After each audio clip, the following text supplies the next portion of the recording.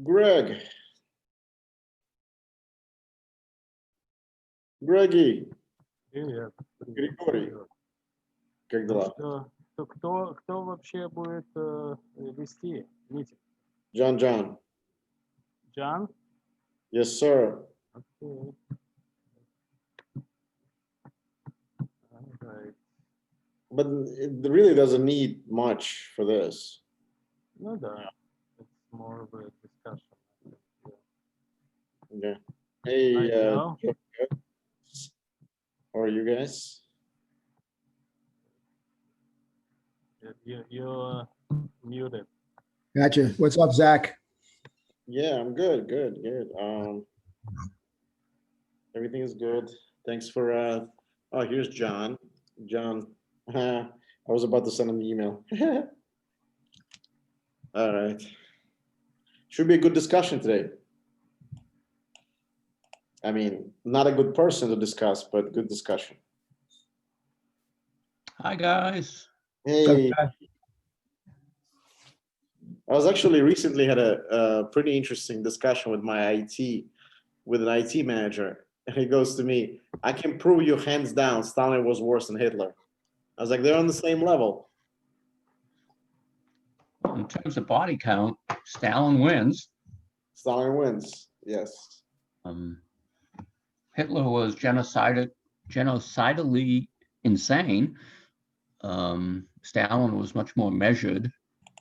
He never took a step without thinking very carefully about it. So how many? How many people Hitler destroyed altogether? Do you know?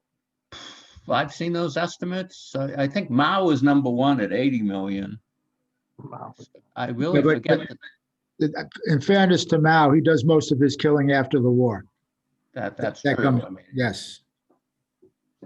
it's all very, very unpleasant subject. Hitler was a very unstable individual, I think. So, but Hitler did most of his barbarous damage outside of Germany, while Stalin and Mao both concentrated on their own people.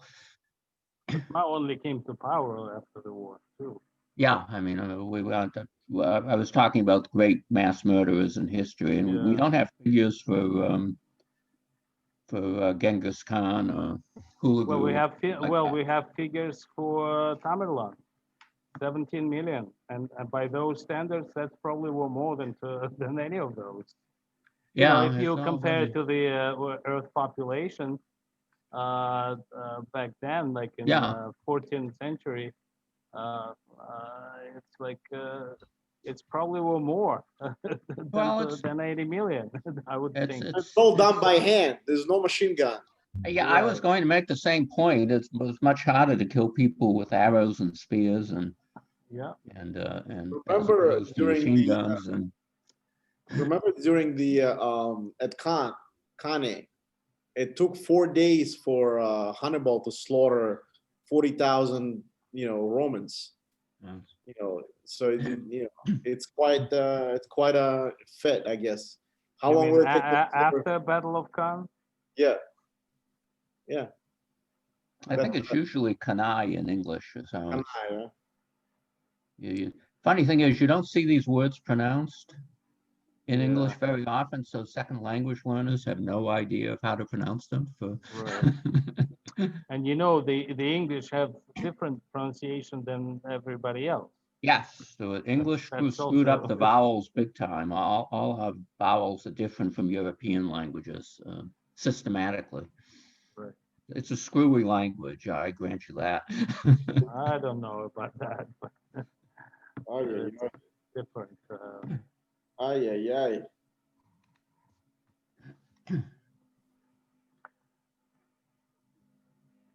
Like, for instance, adding this US at the end of all the Roman names. I don't think it's in the Latin. Well, they did inflect the names: Julius Caesar, Julius. No, but he was Yuli. He was Yuli. He was addressed that way? Yeah, I think he was Yuli. Well, that was his clan name, wasn't it? Yeah, claim, yeah. Um, But you know, even like the word Kaiser, right? That's the Caesar. That's the word Caesar. You know, and it's closer to the Latin than, you know. But yeah, but adding those U.S. and you know, a lot of them, I think, were only in English. I think. hmm. But, Interesting, Greg. Interesting. So we'll give it 5-10 minutes, I guess. People to Yeah, gather. I guess. yeah, we're just like on the 7 o'clock exactly.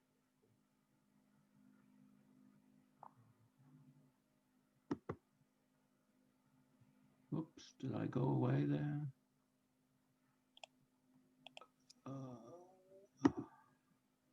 There we are. Ooh.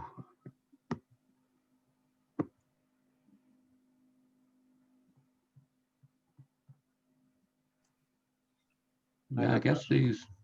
Hi, Ralph. How are you guys? Well,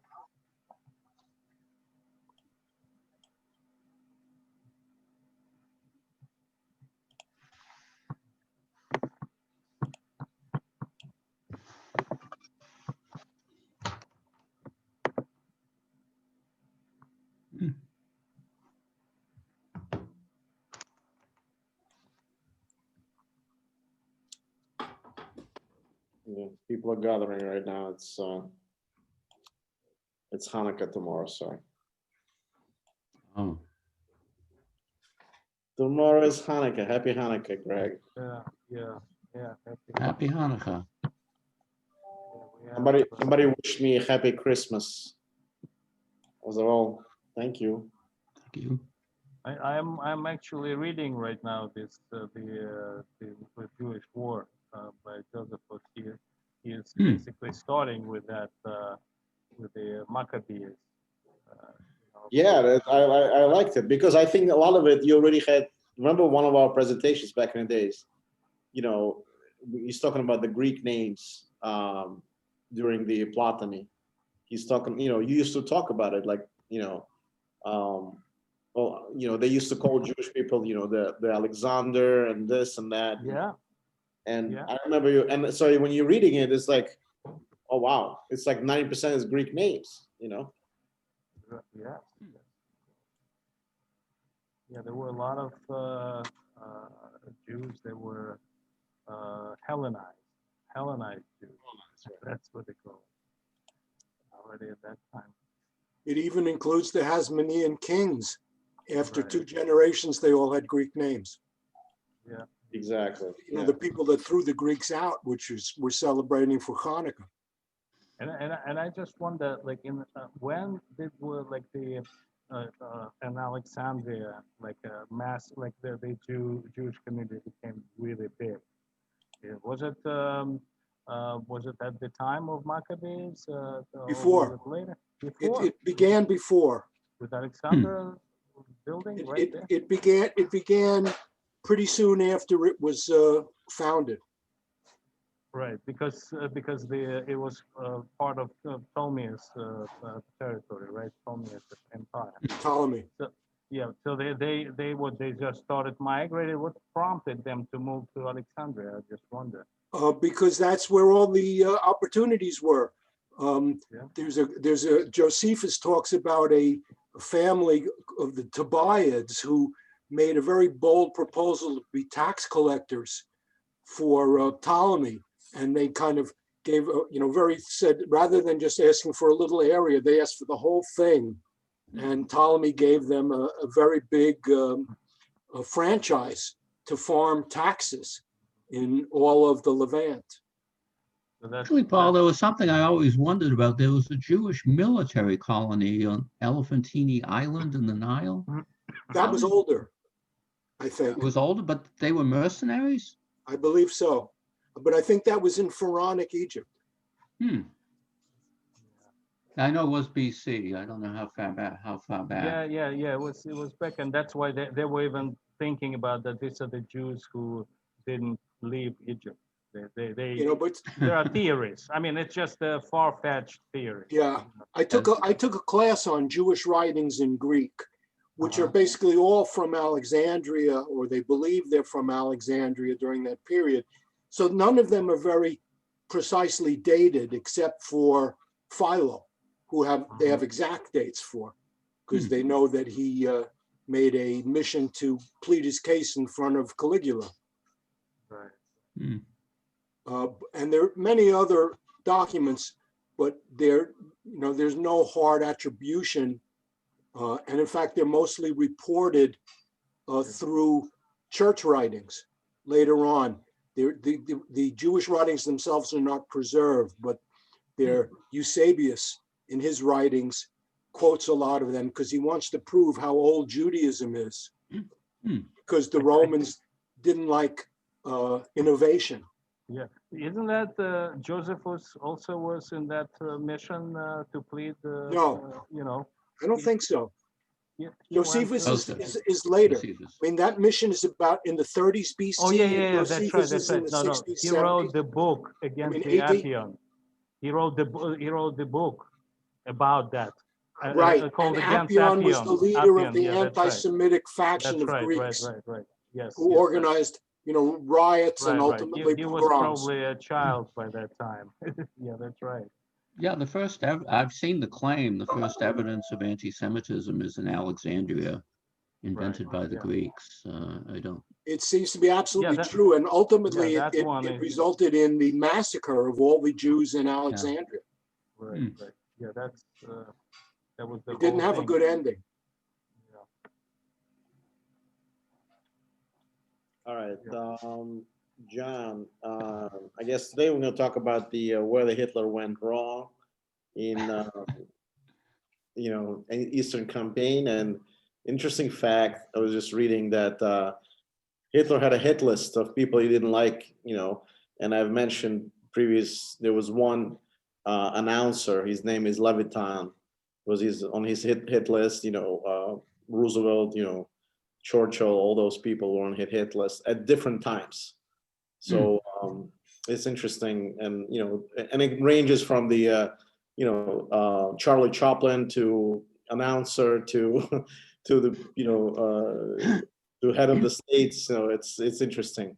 So without further ado, just want to give it to John, and then we'll have a discussion. And I'll admit people as they come more. Go ahead, guys. Okay. Are you seeing my screen? No. Not yet. Do I have to do something? Yeah, go to share. Okay. Yeah, I don't get too much real time. Add Go sharing down. restrictions. Got it. You go down, it's a green button because it says share the screen. Yeah, you got it already. He's grabbing it right now. Oh, yeah. Okay. Yeah, I clicked on share, but now I'm getting share with people in groups. I don't want to do anything here, so I think I'll hit done. Seeing anything? No. No. So share, and then you have to grab it. You have to actually click on it. Okay. It should then show pictures of different things on your desktop, and you decide what you want to share by clicking on it. Yeah, it has to be share screen. Okay, you're gonna have to guide me through this. Share with people in groups. No, no, at the bottom, if you move your cursor down towards the bottom, you should see a green button saying again, share yeah, screen. Share screen, click on it. Okay, share. See the different screens. Oh, I got it, yes. I'm sorry. Sorry, I don't work with Zoom much. Okay, so do I click on my slides Yeah. Yes. Well, and then share? Okay, I got it. Can you see it? yeah. Yep. Excellent. Now I will go to present. You can get the widescreen version. You can see that? Yep. Perfect. Yeah. Yeah, I just thought this is a discussion, and I think this audience knows a whole lot about this issue. So I just sat down today and made a list of all the factors that may have indicated that Hitler had overreached himself. So this isn't organized very well. It's sort of done by stream of consciousness. So the first thing is, it's a very strange situation. Hitler and the German general staff, they feared the French quite a bit in 1940. They were veterans of the First World War, and they knew how tough the French could be. And Hitler in particular didn't have a high opinion of the Russians as an opponent. I mean, that goes back to Mein Kampf, is the Russians are not, I mean, they're responsible for a revolutionary Bolshevik conspiracy as he viewed it, but he really didn't see it as much of a threat to Germany. So he wasn't paying much attention to them. Another problem the Germans had and Hitler had, they had no understanding of Russian technology, how good it could be. And they didn't have any understanding of the productive capacity of the economy. And this really reflected a massive intelligence failure. I mean, Hitler was not aware that a T-34 existed until it was brought to his attention during the war. And so that's very odd, as Germans are very good linguists. They had very, very little penetration, apparently. I haven't found any evidence of this. Evidently, they had very little penetration of Soviet Russia at any level, even though they had joint military exercises back in the 20s. They didn't seem to know much about them. And that was a problem. Hitler, and this is sort of random orders, so excuse me here, but Hitler didn't seem to realize that every time you conquered somebody, you had to tie down a large portion of your own forces to hold it. And that really did weaken the Germans when it came to Barbarossa. In general, he looked too much to World War I for his history. He thought the Bolsheviks would be eager to make a deal after the invasion occurred. I mean, he referred to the Brest-Litovsk Treaty of 1918, where the Russians ceded a huge amount of territory in exchange for peace.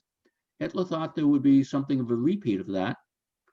And now they were just insanely overconfident. The high command, it wasn't just Hitler, they had a habit of prematurely assuming victory. And there was Guderian's or Halder's, I forget, famous diary entry 2 weeks after June 21st, the date of the invasion, that he thought the war was pretty much over. Halder. And another basic problem, Hitler had no notion that the Red Army, he sort of thought it was fixed as totally incompetent. He didn't think they would improve its performance over time. And that resulted, there were no preparations for a war longer than 6 months, for example. That's famous. There was a fur drive where the government of Goebbels was encouraging German women to donate their furs to the Wehrmacht when the winter was coming on. It was just this sort of stupidity. There was no plan B on the German side. And they thought basically that they made the incorrect assumption that, they were destroying huge armies in Western Russia. I saw a figure today of 4 million, they killed or captured, and that was equivalent to a death sentence. They killed or captured 4 million Russian soldiers in the first 6 months. They occupied perhaps 20% of the Russian soil, and it was the industrialized part of Russia, and they thought that basically meant victory. And it seems very odd now, but that's the way they thought. They thought that occupying the industrialized area would destroy Soviet productive capacity. That was not Hitler. That was in the general staff planning. Basically, though, Hitler entirely misunderstood Stalinism. He thought it was a bunch of low-life revolutionary scum, a globalist communist movement. But where Stalin showed real talent, if I can put it that way, he was able to wed it to a fanatical nationalism. And in a way, it became very Tsarist-like, the whole Stalinist project. And basically, Hitler failed to appreciate what Napoleon had to learn the hard way as well, is that strategic depth of Russia is the largest in the world. The Russian army can go disappear on the steppes, and the opponents have to go follow it, stretching their supply lines and dealing with the weather and so forth. And he really never appreciated that. Another thing that was reported, Blumentritt, who was close to Hitler, Hitler always focused on Soviet casualty numbers and not on replacements. He repeatedly rejected reports that Soviets had numerical superiority. He just, denied what the generals were telling him, which seems kind of silly. Hitler had a great ability at denial. It goes, I think, with his ideological obsessions. I mean, it was the kind of personality that the ideology always trumped reality, which was not true of Stalin, even though it's very Can interesting. we talk about some of these slides before we just keep on going? Because they're really filled with a lot of stuff. Yeah, well, I was thinking set the picture and then we can go back and forth depending But on there's how the already so much stuff in the slides, you know. Okay. Yeah, I made it all prose today. I was in a hurry, so Maybe no maybe you pictures. I'm Go sorry. back to the first one, please. Yes. Oops. So, some of the German misjudgments were kind of just methodological.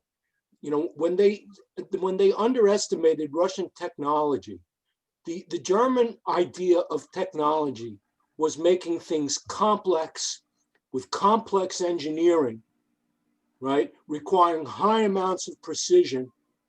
You know, a Tiger tank was a tremendous piece of technology. But the Russian approach to technology was different. The Russian approach to technology was looking for elegance in simplicity. So they created sloped armor. They created very, very wide tracks on the T-34, so it was able to move in terrain where the German tanks got bogged down. And they made it so it was extremely simple to build, rather than they took the exact opposite tack of the Germans, where the Germans made, you know, so many little doodads and stuff. And the Russians took the exact opposite, where they looked for things that were easy to make in quantity. They didn't require a hugely skilled workforce to make them, as compared to the skills of people that would have to work in the German factories. So it was, you know, it was not even that they underestimated Russian technology. There was a whole level of thinking that they didn't appreciate. You know, just a systematic mindset. I agree. 5 mediocre tanks trump 1 excellent tank. And we see that up and down. I mean, you know, look at the Kalashnikov rifle, which is still in service, which, you know, the American rifle will stop shooting, you know, if you look at it sideways. And the Kalashnikov, you can, you know, get mud in the damn barrel and scrape it out and the thing still works. Well, I think that the Russian engineers also made certain that the tank crew could make most repairs themselves on the field. And that was, you know, that was all part of the design, was to keep, I mean, in other words, what I'm saying is that the Russian designers knew who their users were, right? And they made things that their users could use and maintain. Well, it's still true, German culture. I bought a German car once and it was like, no offense to anybody, it was like doing a science project. The interface was just very complex. That's basically exactly right. And the Tiger tank was a Mercedes with a gun. Okay, so let me just interject, not disagreeing, but at the same time, if you were on the battlefield and you were in a tank, would you rather be in a German Panther, late model, or a T-34? Oh, I'd much rather be in the German tank. Me too. Okay, and that's the Germans were producing good stuff. They just couldn't produce enough of it. Yeah, but that was there was a de-emphasis on high production rates. I mean, Hitler that was decisive. That mistake was decisive. Okay, but the mistake is based on population. The Germans don't have the number of people that the Russians do. Yeah, so they do have to build better equipment, because if they just throw out junk, it's going to be destroyed, as it was. The Russians were willing to pay the price in blood. And that ties back to what John said about an intelligence failure. I mean, the Russian casualties and captures during the first, you know, up to Moscow campaign of Barbarossa, they were what they were shooting for.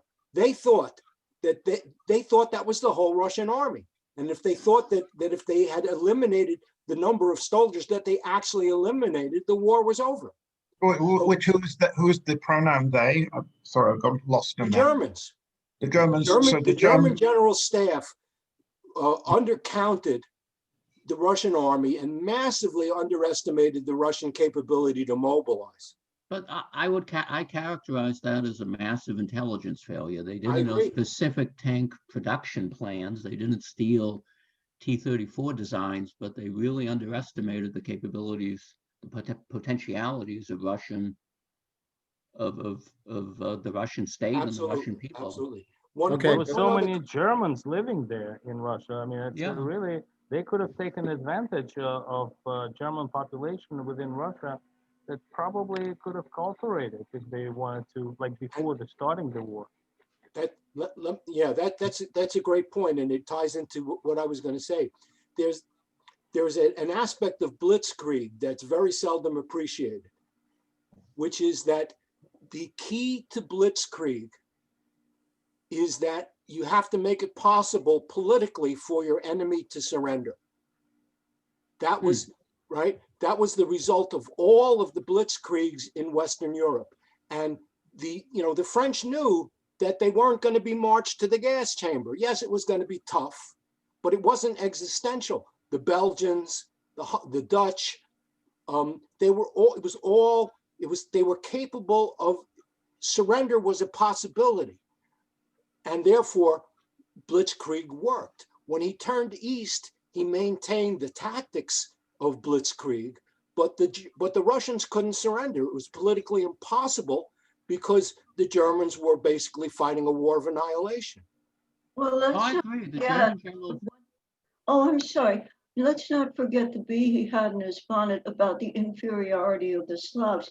Even Poland, he figured he'd use the Poles and then exterminate them, and he put that in writing.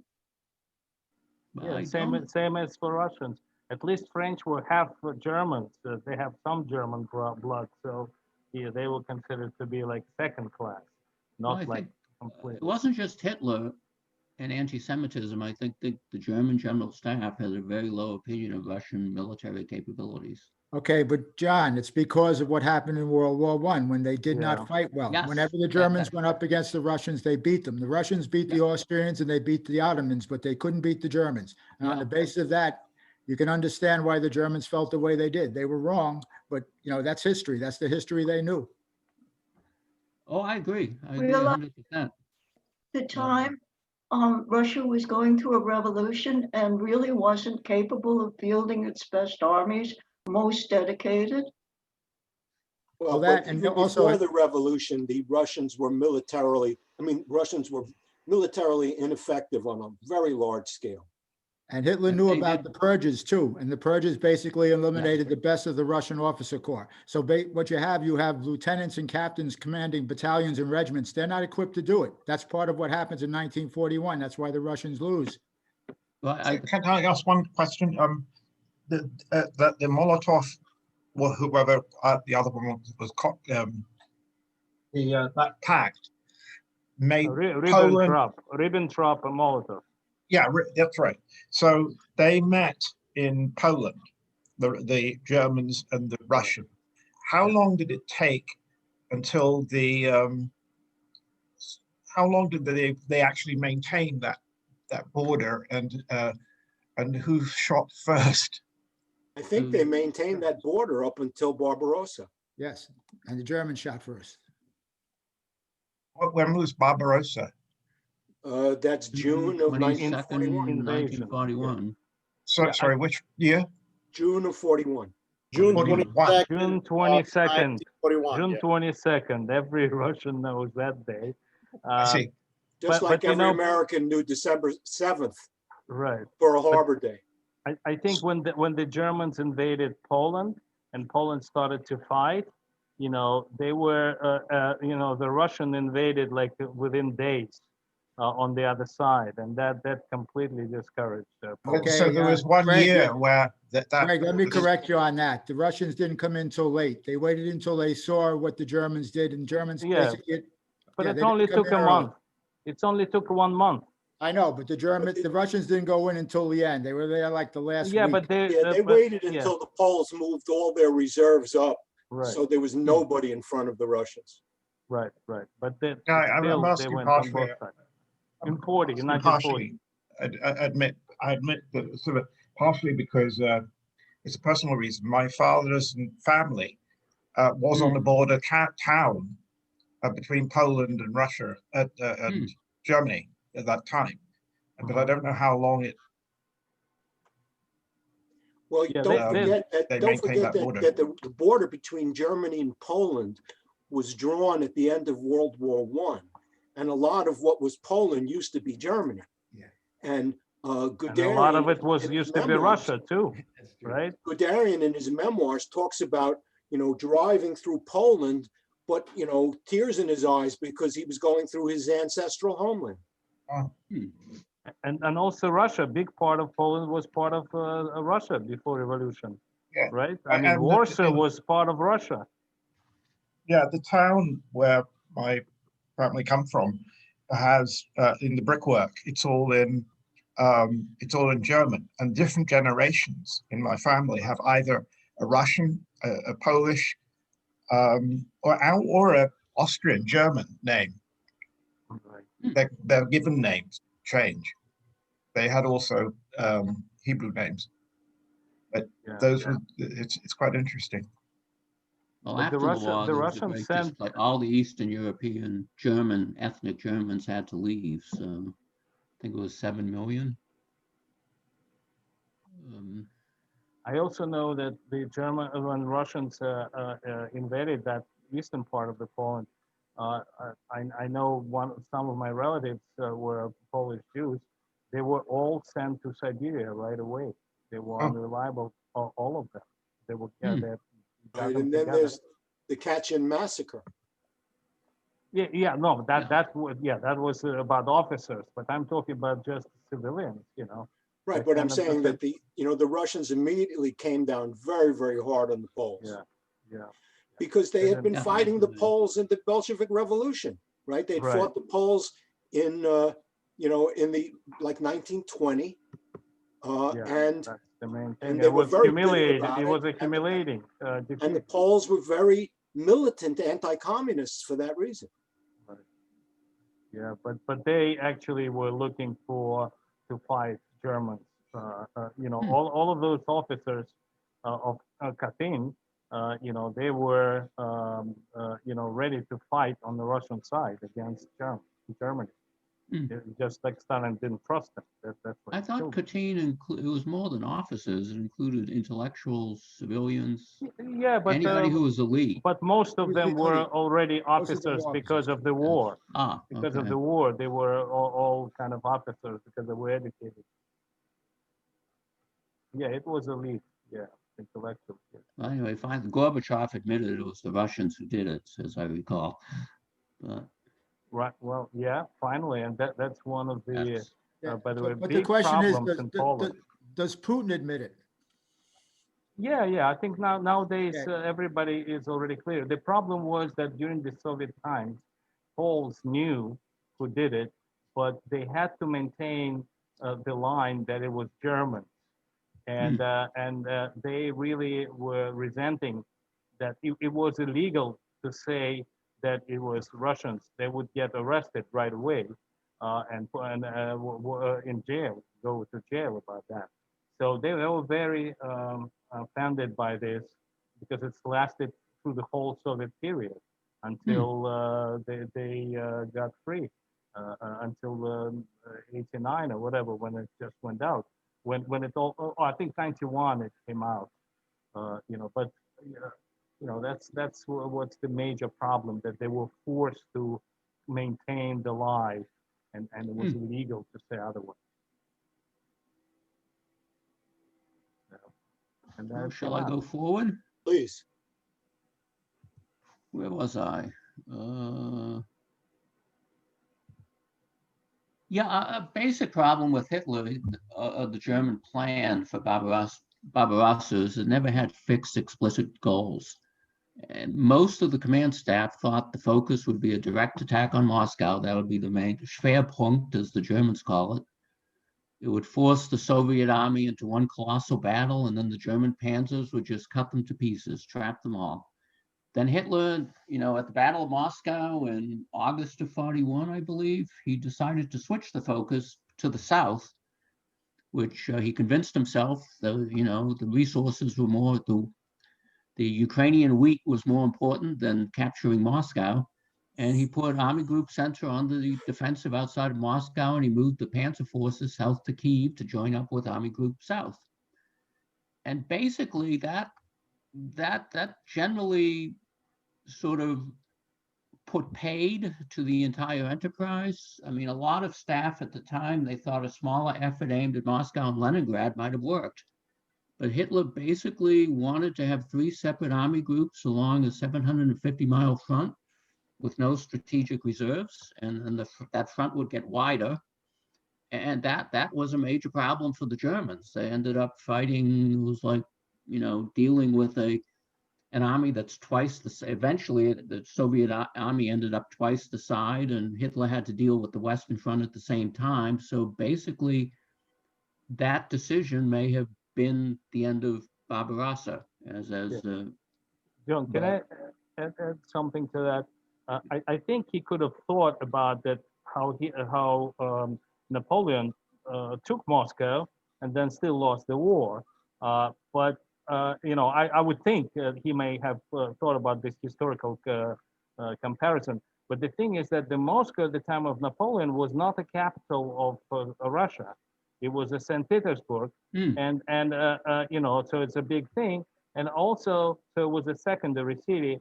And also at the time of Hitler, what happened, but not only that the Moscow was capital with all infrastructure and everything, but all the train routes were going. It was a center for where everything meets. And from there, in order to get to some place, you have to go to Moscow first and then go somewhere else.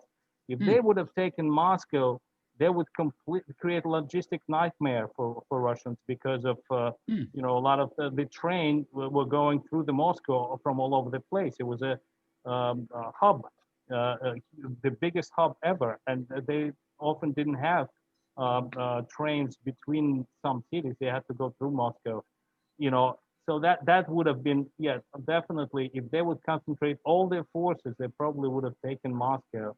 And that would have been a serious blow. I don't know what would have happened later, but it would have been a serious blow. A lot of the German general staff wanted to do that. Okay, but the difficulty would be that sounds wonderful, except they will be on one line, and that line will be cut by the Russians, because the Russians have troops in the south, which would not have been attacked if Hitler had drove directly on the center. And the Russians were doing offensive warfare in 1941, just wasn't working, but they were attacking every time they got a chance. They did. And I mentioned a fight in a previous talk, considered the greatest armor battle of the war in recent history, a place called Dubno. The Russians put a tremendous amount of armor into that, but the armor, just 45mm guns, thin skin tanks, and no radios. It didn't work. So what I'm saying, if a single thrust, that would have been prime. When winter comes, that place they're going to be cut off, because they don't have the manpower to cover that line. And another thing the Germans don't have, we think of them as armored. I didn't go into that. A lot of people were worried about flank attacks in that scenario, but it's hard to argue counterfactual history. If the Germans had taken Moscow, and at the time, the Soviet government was already evacuated. Stalin made the decision at the last minute to stay, and he gave that famous speech. But if they had taken Moscow, what kind of psychological would have been the blow to the Soviet state? The deal is this: if the Germans are killing Russians in large numbers, which they're doing, it doesn't matter what the psychological thing is. They know if they surrender, they die. They're going to be starved to death. So I don't think that's going to make a great deal of difference.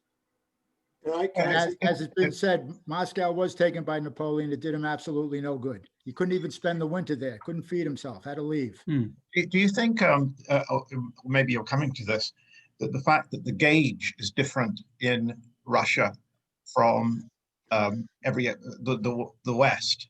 The gauge is in Russia is 5 foot. In the rest of Europe, it's 4 feet. 5.5. You can't run the trains.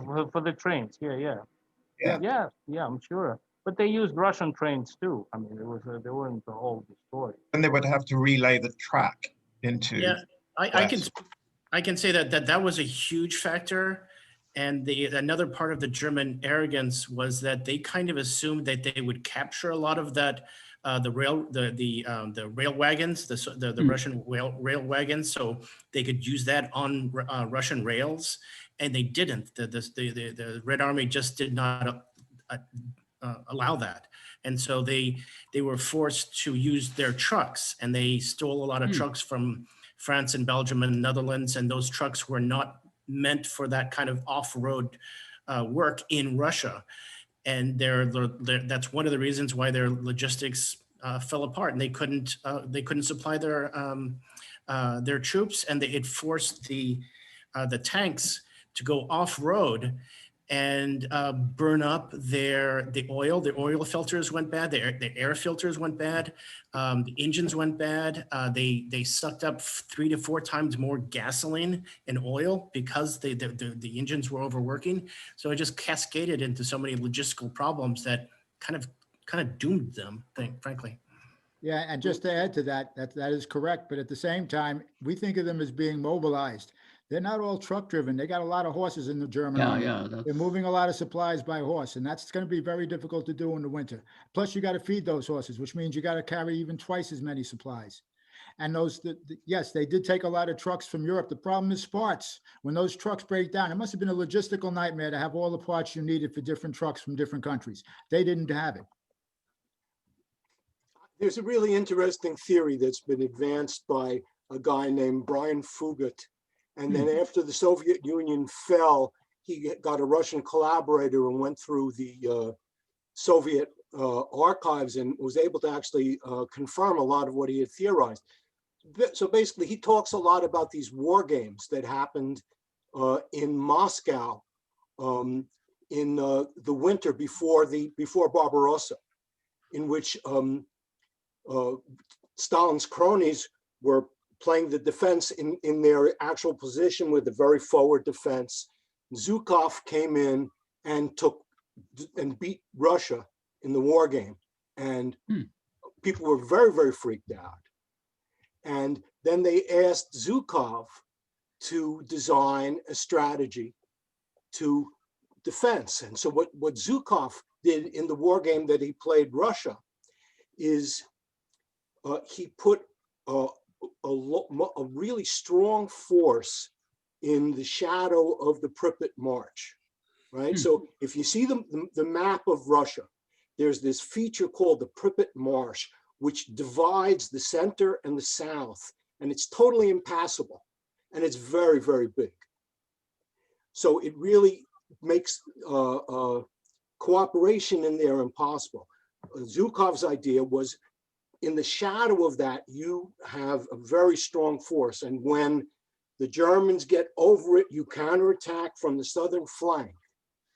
And they did that.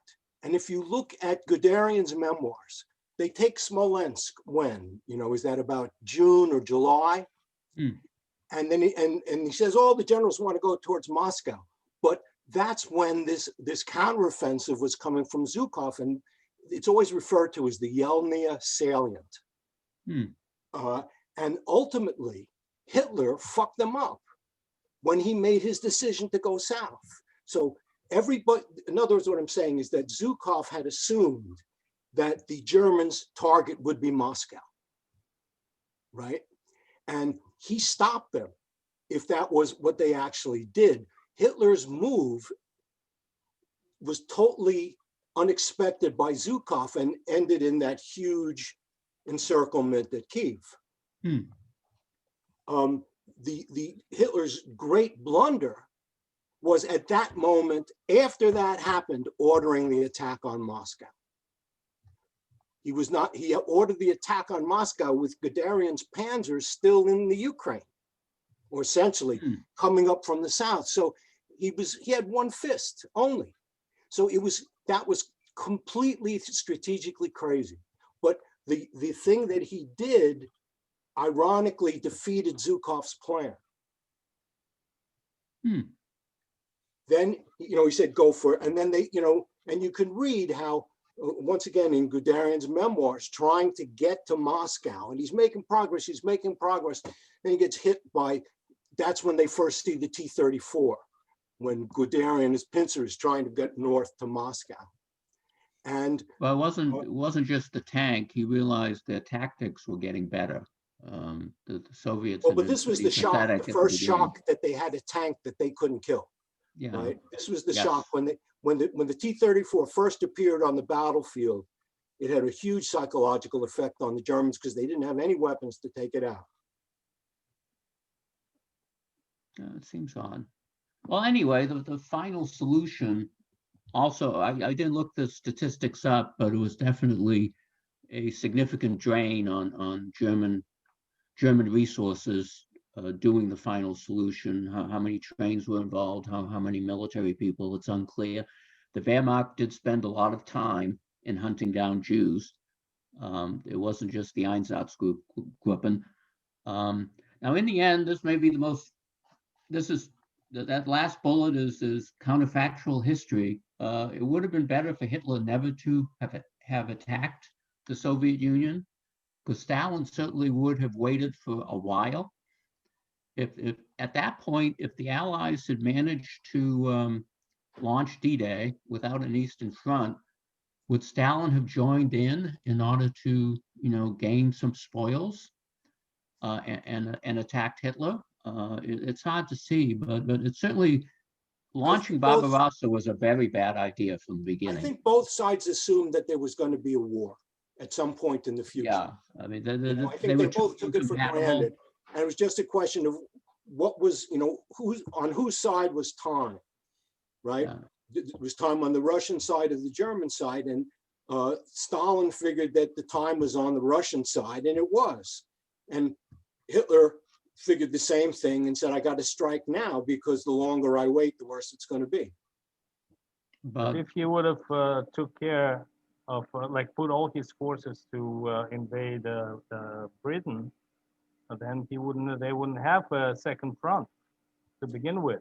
Greg, he Absolutely can't get correct. across the channel. He has no navy. It's almost impossible for him to Yeah, invade Britain. Yes, Yeah, yes. did not sail. Manstein, From what I read, he didn't learn from history because they were very successful with the U-boats in the first war. And if he would have concentrated on producing a lot more U-boats, they could have taken out British Navy, and then it could have been possible. I That's ask, no deep water, Greg, have not you in the ever, English have you ever Channel. read, have you ever read Manstein's memoir? Manstein, as you know, The one planned who did the defense simple- with the Finland. No. Oh no, it was Mannerheim. Anaheim. Okay, No, Mannerheim. Yeah. So he was the guy that planned the thrust through the Ardennes, which cut off the British, and French, and basically won the battle. excuse my ignorance. Can you remind me what was Barbarossa? Barbarossa was Invasion the of code Russia. name given by the Germans for their invasion of the Soviet Union. Oh, I see. Right. Well, it was a place. I lost my The track. name of a medieval Holy Oh, Roman you were talking about Emperor. Manstein, Oh, Paul. Manstein. So Manstein, in his memoirs, when he's describing how he came up with this plan, and of course he's self-aggrandizing, but he says that at that time, he told his superiors what was going to happen. That he knew that this was going to happen and that, they would be successful, and says, you should start building boats. You should start planning right now for how you're going to get to Great Britain. And nobody paid any attention to him. Or he's made it up to make himself look good. We'll never know. I just wanted to talk a little bit about, I'm sorry, Paul, you finished, I apologize. Yeah, I'm all done. Okay. So I just want to talk about a little bit inner workings. I was listening to some podcasts today.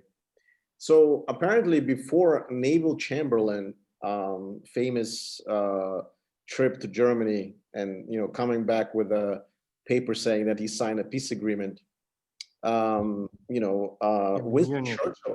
Winston Churchill apparently prior to that was actually lobbying in the beginning toward having a peace agreement until he got disillusioned with Hitler.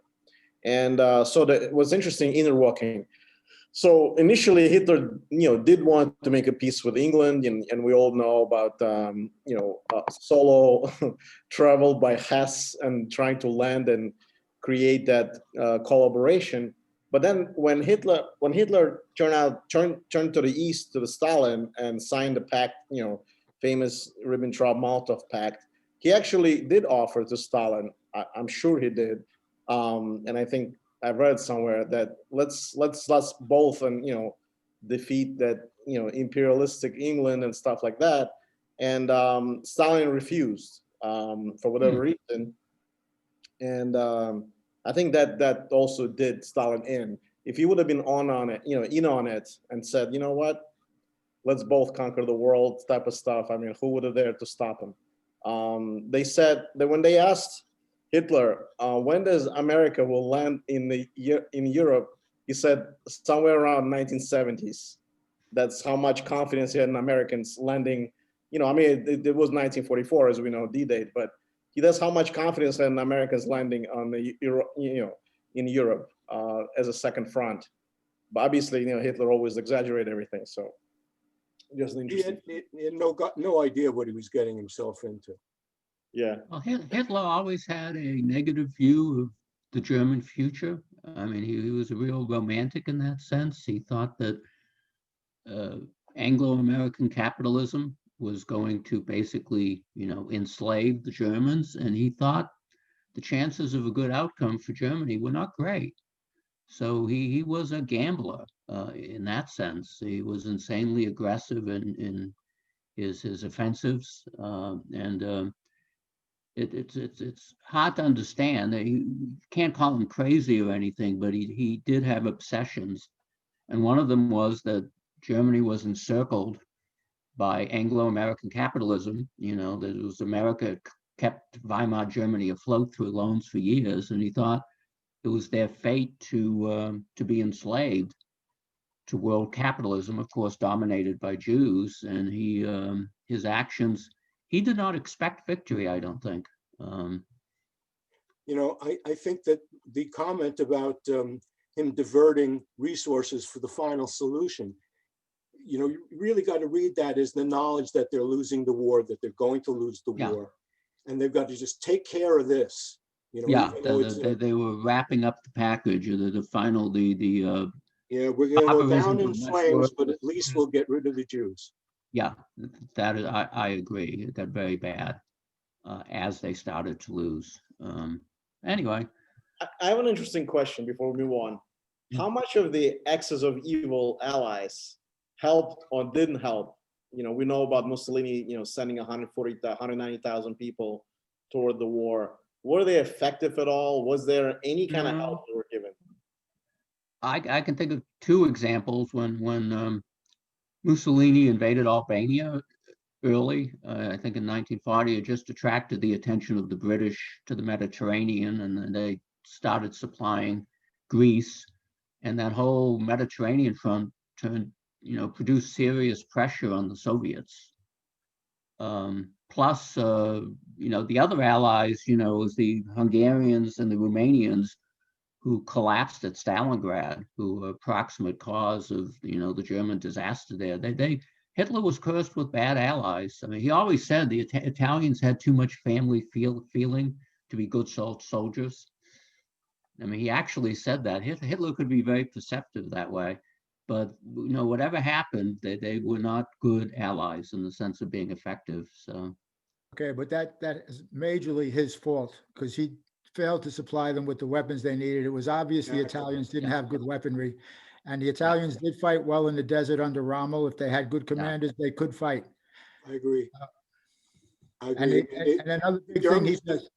Germans in Russia diverted all the weapons to the German troops, all of the, the artillery, heavy support weapons. Yeah, I can't think of Well, the whole Africa Corps thing was, in view of Barbarossa, it was just a drain. I mean, they were way too widely spread, the Germans. I mean, there was really not much point to the Africa Corps, actually. What if it would have been to not invade the Soviet Union at all and make a major focus on getting to the Suez Canal and potentially breaking through to the, Yeah. to the Middle East, to the real That's a world. might have been. I can't assign probability to it, He but would have it's, had to make a huge effort to take Malta and to Yeah. get superiority in the Mediterranean, naval superiority. Excellent point, because Malta is more important than Crete. Crete was just the drain of the German airborne forces. Malta was a more important place to take.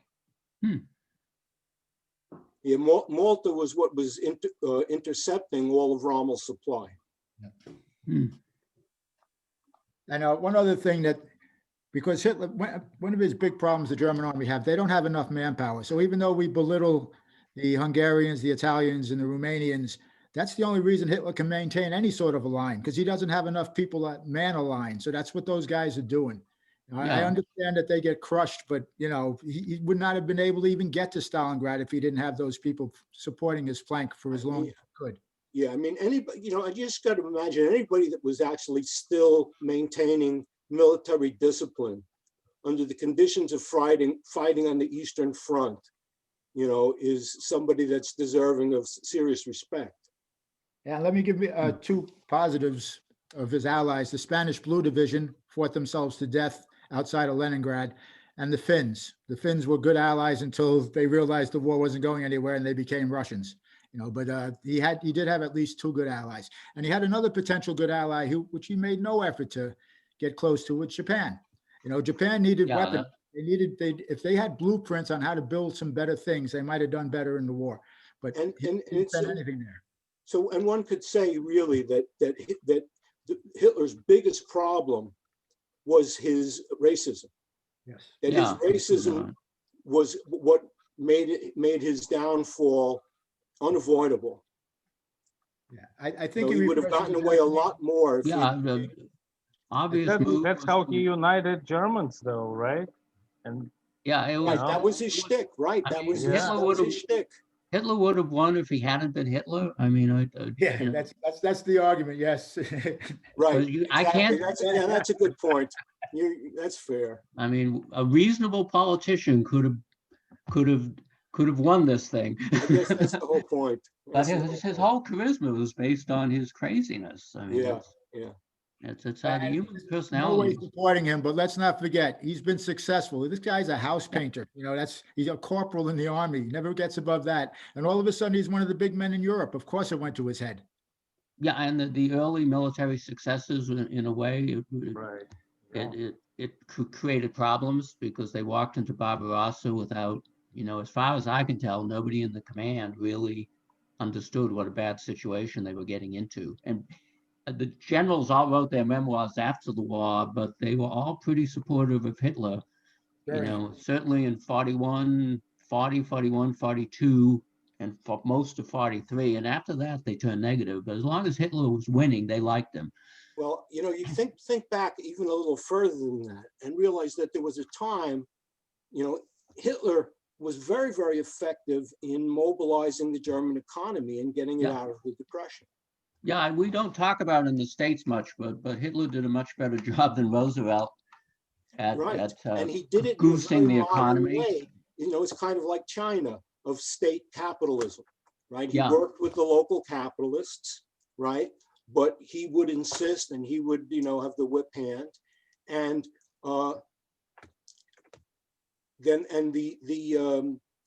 the totalitarian nature of his regime, which is to say that they infiltrated every social group, kind of lubricated it and kept it going.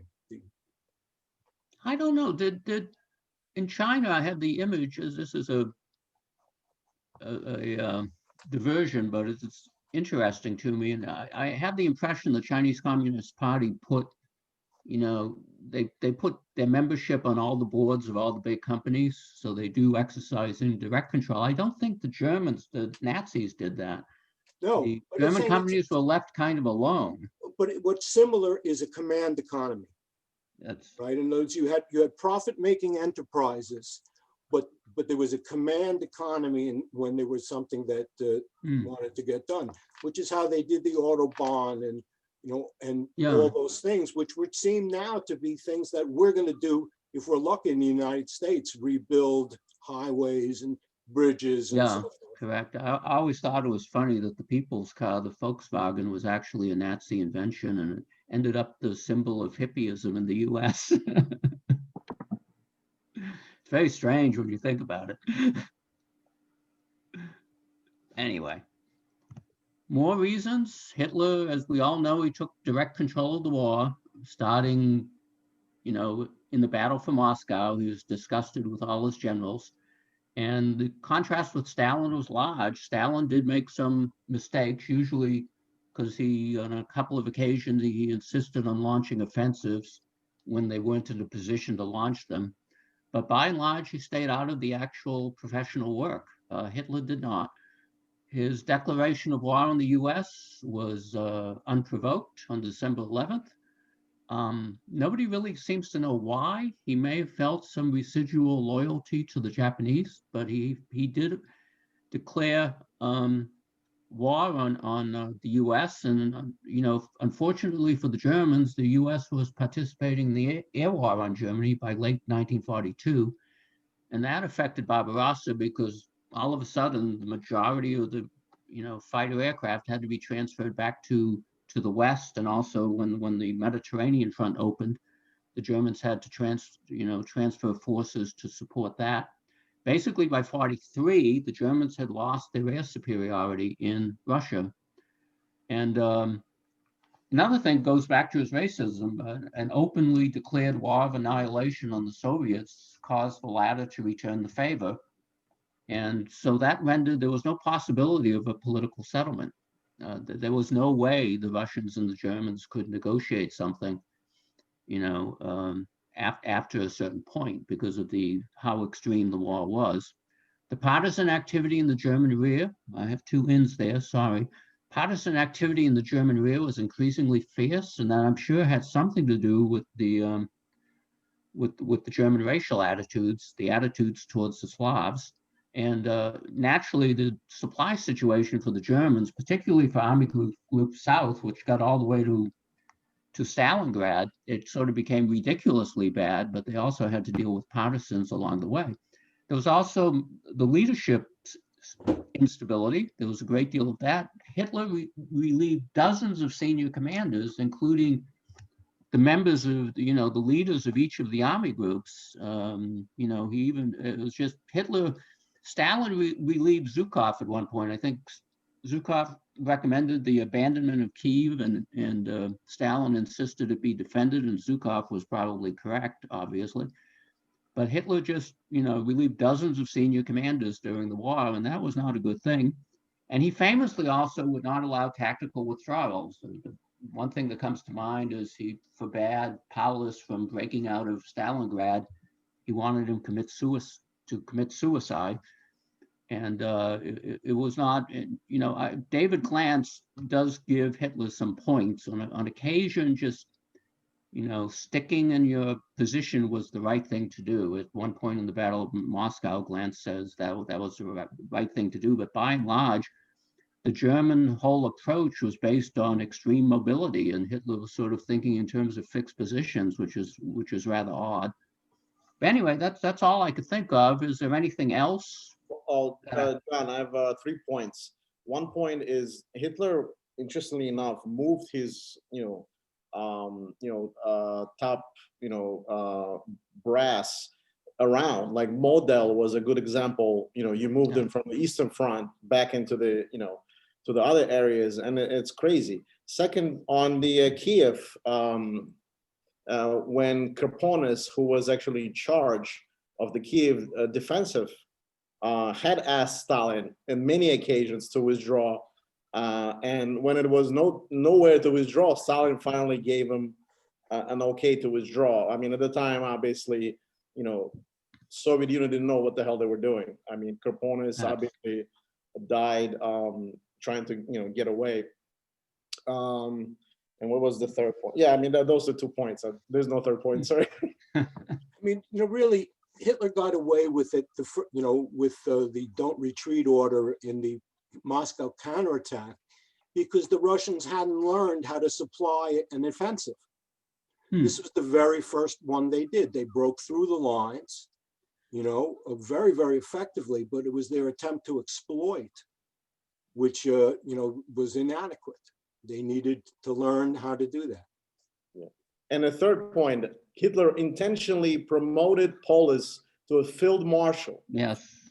Because he didn't want him to retreat, because nowhere ever that field marshal ever retreated anywhere in history. That's why he wanted him intentionally to commit suicide. He gave him a sign, I'm promoting you, do the needful, my friend. I recall that the Soviets who captured Paulus were dumbfounded when they realized he was a field marshal. It was quite, they just couldn't believe it. I mean, the generals, not the infantrymen. Yeah. I mean, there's a reflection of it in the way the Waffen-SS functioned. So the Waffen-SS, people know, were really army units, but they were SS, very elite. And they statistically had much higher casualty rates than regular army units. Oh, really? Yeah. When the army at first, shunned them, right? Because they were the corporals guys and very political, but they showed that they were, serious fighters, and the generals were hungry for anybody that would actually give them, so then they came in and they were shocked at how the officers sacrificed troops unnecessarily just for bravado, essentially. Hmm. But they were also Actually, the best supplied troops in the German army. They had the best equipment. Well, And and the army I was did just teach them how to be more sensible with their tactics. I was just reading, I forget who was saying the SS, problem with the SS is that Himmler, the head of the SS, did not get a cut of the national draft. The army always maintained, complete control of that. So he had to reach, that's how we got a Swedish SS and even an Indian SS. I mean, Himmler had to make do with whatever forces he could scrape up. John, he's not really scraping them up because those people are volunteers. They're not being forced to go there. Yes, SS is a correct. voluntary organization. So anyone who joins the SS expects to fight. And especially in the beginning of the war, when they were able to recruit elite Germans, later on in the war, there would be Slavs and Croats, that would show up in SS uniforms on the beach at Normandy. And because the Germans were taking anybody. But in the beginning of the war, they had this very stiff selection process. Yeah, it's quite amazing. I don't know it in detail, but it seems to have been required to have a PhD to be an SS officer. It was very, very German. Really, I was thinking more of having to have blue eyes and blonde hair, and certainly being able to prove that you have no Jews going back 4-6 generations. Yeah, well, Hitler never focused on the blonde hair, blue eyed thing because he didn't match the model. Right. It's not much of a part of his rhetoric. That came from other people. But Himmler certainly indulged in that. Yeah, Himmler was into crazy things, the Aryan stuff and the Viking history and all of that. So but that was not so much. Hitler tolerated it. So there's a really interesting to follow the career of Theodor Ike. You know who he was?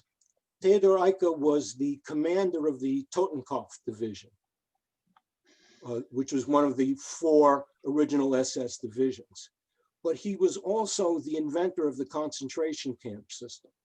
He was the commandant at, which was, it escapes me right now, but the very first camp.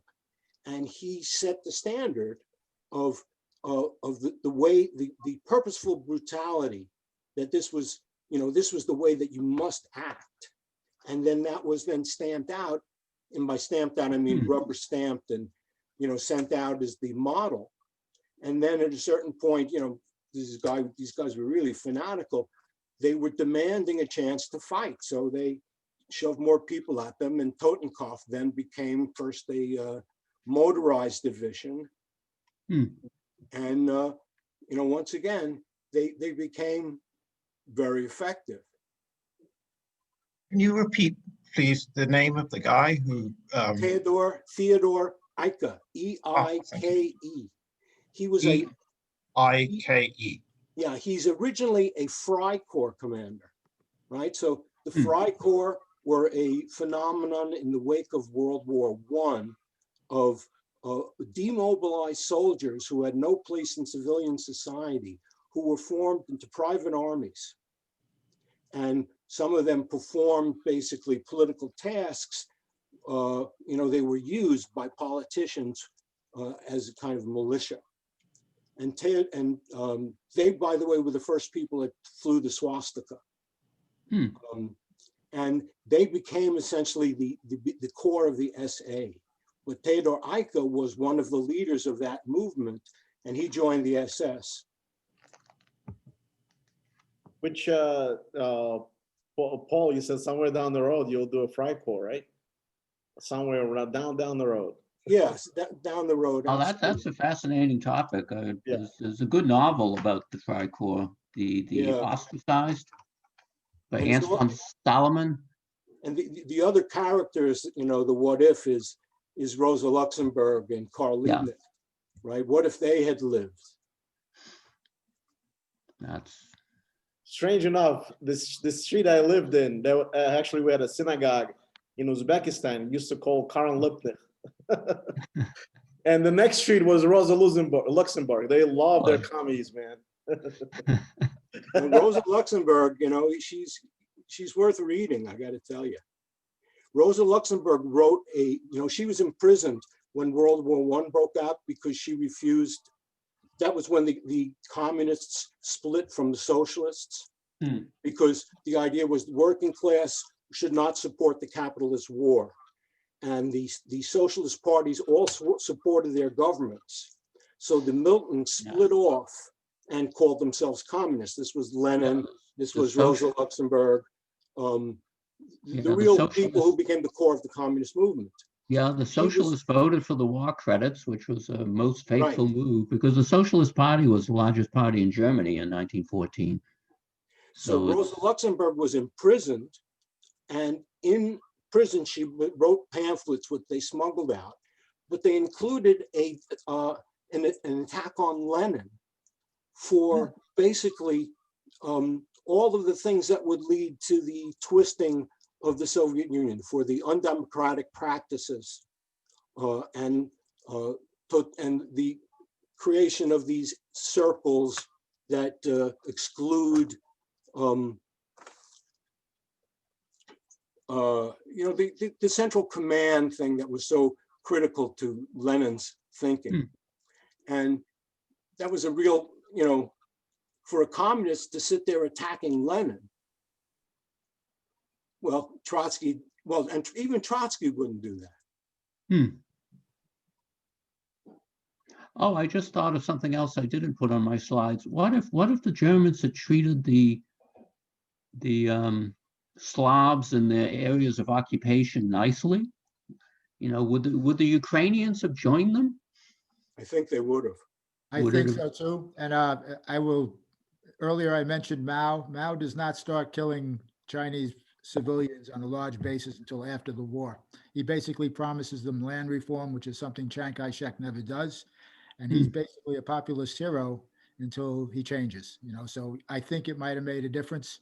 The first year, 1941, the Russians are surrendering in droves. I believe that's partially because that probably everybody knows somebody who's been taken by the KGB or whatever it was called at that time, KVD, and also that the leadership is bad. So if the Russians don't come in there, the Germans don't come in there and start committing atrocities that are on the level, if not greater than what Stalin was doing, things might have been different, but we'll never know. Stalin had caused mass starvation in the Ukraine not very long ago. But would Ukrainian soldiers? Some Ukrainians fought on German side, by the way. And, yes, of course. And worked as guards very frequently. But camp guards. Could the Ukrainians have formed a coherent force? There were Ukrainians in the Red Army. No one tried. Yeah. There was a Russian under the Vlasov, right? Yes, Vlasov, and nowhere ever, and there was a lot of divisions they couldn't really make out a cohesive force, except when there was a rebellion, I believe in Czech Republic. That's the only time that they were able to help Germans. Otherwise, first Hitler didn't trust them. You know, it used to be called what is it called? Russian freedom fighters, right? Rusal, I forget what the name of it. And No. Yeah. I'm sorry. No, go ahead. Go ahead. No, and so Hitler didn't trust them. First of all, Vlasov, you know, was, even though he was given a pension by German standards, and he was given, you know, abilities to give speeches everywhere. He wasn't really trusted to put any kind of cohesive force, you know, because they were afraid that they might go against Hitler himself. And So I think to understand the essence of Nazism is to understand that all of these leaders were competing with each other, right? There was it wasn't a concerted effort from the Nazis. So if anybody had wanted to conciliate the Ukrainians, well, the SS would be there and the SS would have none of it, right? There would always be these different, you know, factions jockeying for opportunity, and that hard militant side was very strong. So they would have found a way to screw that up. And by the way, on the Ukrainian side, there was a leader called Bandera. I don't know. I'm sure Zach knows him. Shushevich and Bandera, they both. Yeah. Bandera was actually organized Ukrainian units who fought on the Hitler side, and as a matter of fact, he became a symbol of Ukrainians branded fascists.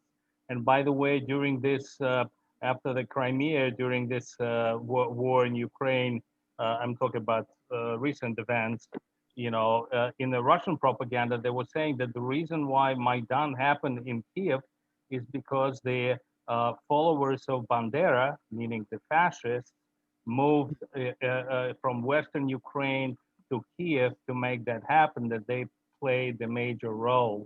So for the Russians, the name of Bandera means equivalent to fascism. And that's how the Russian propaganda, even till now, until these days, that's how it works. Bandera is a Ukrainian name? Yes. Yeah, Bandera is okay.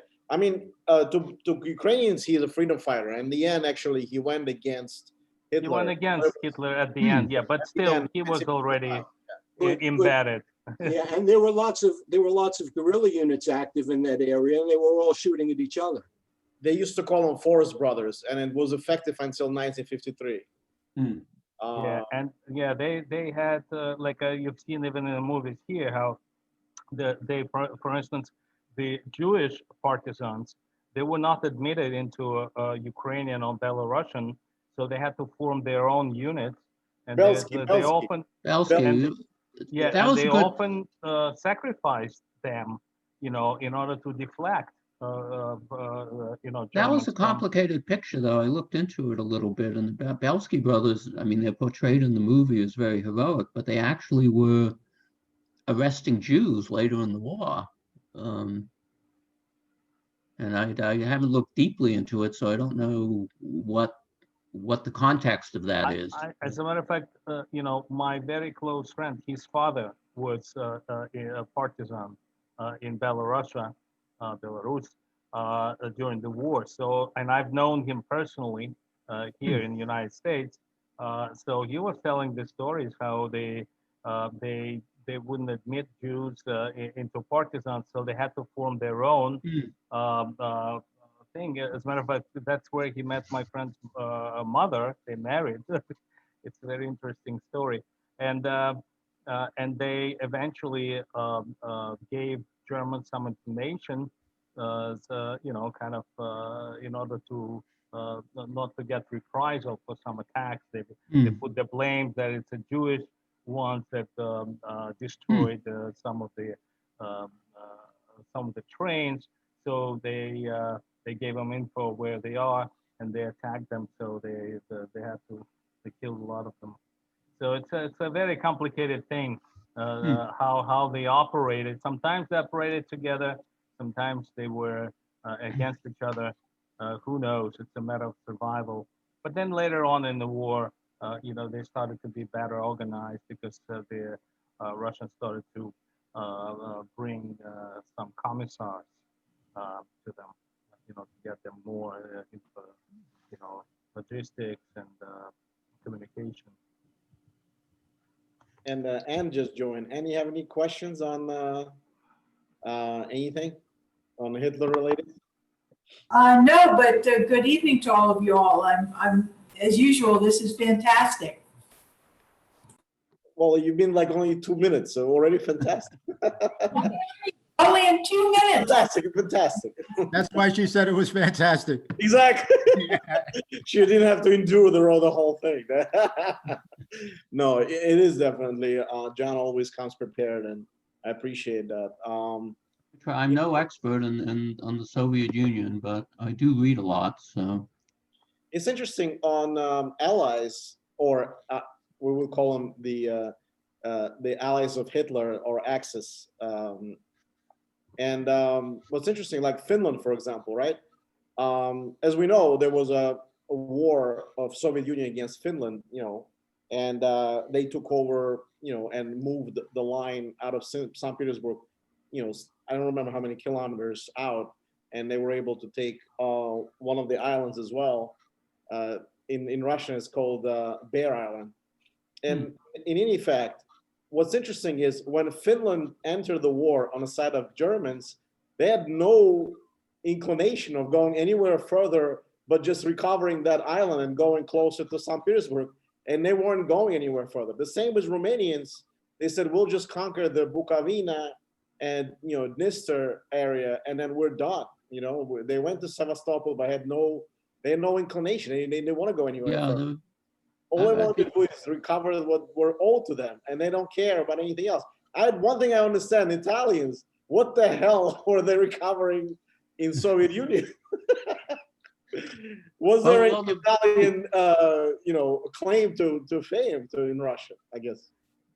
Well, yes, though, these are strongly anti-communist groups. Like I said, the Spanish had a blue division, volunteers. They were fighting in the Leningrad front. So people who were strongly anti-communist could go to Russia and fight if they wanted to. But but Spain didn't really get involved. Italy did division. send their draft. Italy sent regular draftee soldiers. Italy actually sent, farmers and it wasn't they wasn't not elite group. Okay, but were they all draftees or did they have volunteers? No, I'm saying, but they were the regular Italian army. They came from all different walks of life. Italians were political. They didn't go there by choice. They were sent. Yeah, they were participating in the war, and Spain was not participating. It was not declared any war. Exactly. They had a counterweight in Portugal. Salazar, who was actually was recruited by British to counterweight so that Spain doesn't get into the war. So they both kind of stayed neutral. I don't know what was in Franco's head actually, but he was smart to keep Hitler as far away as possible. He was afraid that Portugal invade. I will say strategically the major failure from the Allied perspective is that the Japanese never opened a second front.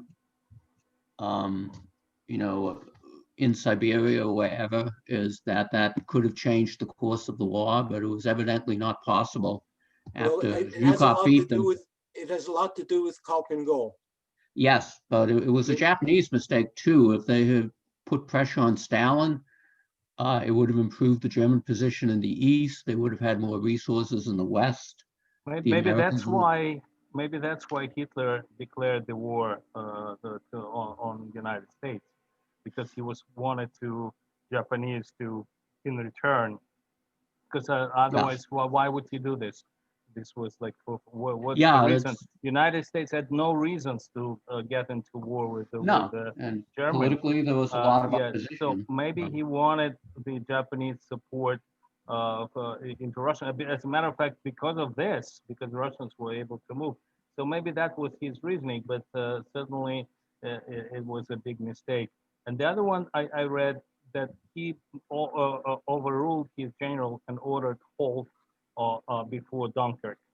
He like 2 days, and he gave opportunity for the for the British to reorganize and start bring the ships and start the evacuation. But they said that they could have taken the Dunkirk, and then the British army would have been doomed because they wouldn't be able to bring any ships. Yeah. They would have taken the port. They calculated, and no, and I couldn't understand why he did this. He overruled. He said they were sure. Some people thought that they just Luftwaffe could take care of it. So, but it was a miscalculation. If they would have it's like he just couldn't bring himself to close the deal, you know, and he did it again and again and again, the same mistake. Okay, but this time he might have had an ulterior motive because he was hoping that he might be able to get a deal with the British. So wiping out the British on the beaches of Dunkirk wouldn't have been a positive thing. He was Well, but hoping it may have been, would be a positive thing in the sense that the British would then not have they tried their army. They tried anyway. They tried anyway. It's just like they gave him 2 extra days for no reason. Then if he would have stopped, I understand. But they tried to wipe him out. the reasoning was Goring promised that he could destroy them. That's right. With the Just like Goring that's promised he could supply Stalingrad. Goring gets a lot of things wrong. Right. Yeah. Right. You know, one thing that's sometimes neglected on the Eastern Front is the superiority of Russian intelligence. Absolutely. And the effort and the resources that the Russians put into their intelligence to running their particular police state. And the fact that they have collaborators of conscience around the world, right? Committed communists who they don't have to recruit them. You know, it's a movement that's already out there. So fifth column, right? Yeah. You ever heard of that term? Well, and that's how you get all of these spy rings, you know, reporting information, the Rota Capella and so forth. Yeah, and Paul, that's a great point because I don't believe Stalin just acted on the information from Sorga. He had other people there too, because he wouldn't just act on one person's information. So there are other people infiltrating Japanese intelligence. Yeah, Sorga is the most important one, but he was in Japan.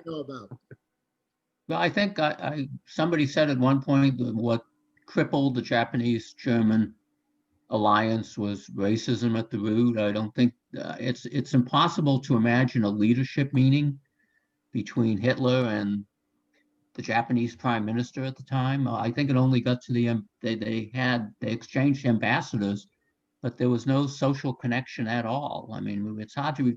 Japan seems like part of the first world now. It's totally familiar, but back then it was incredibly exotic to anybody in the West. And plus, you add in Hitler's racism, and they kept each other. I just wonder what he thought about from the point of view of Aryan race. What he thought about Chinese or Japanese. I don't think they would have seen much of a racial difference between them in those days. But I wonder what they thought about that. They must have been also not deserving to live. All right. So as far as they did have that warrior culture, which I would imagine would gain them some sympathy.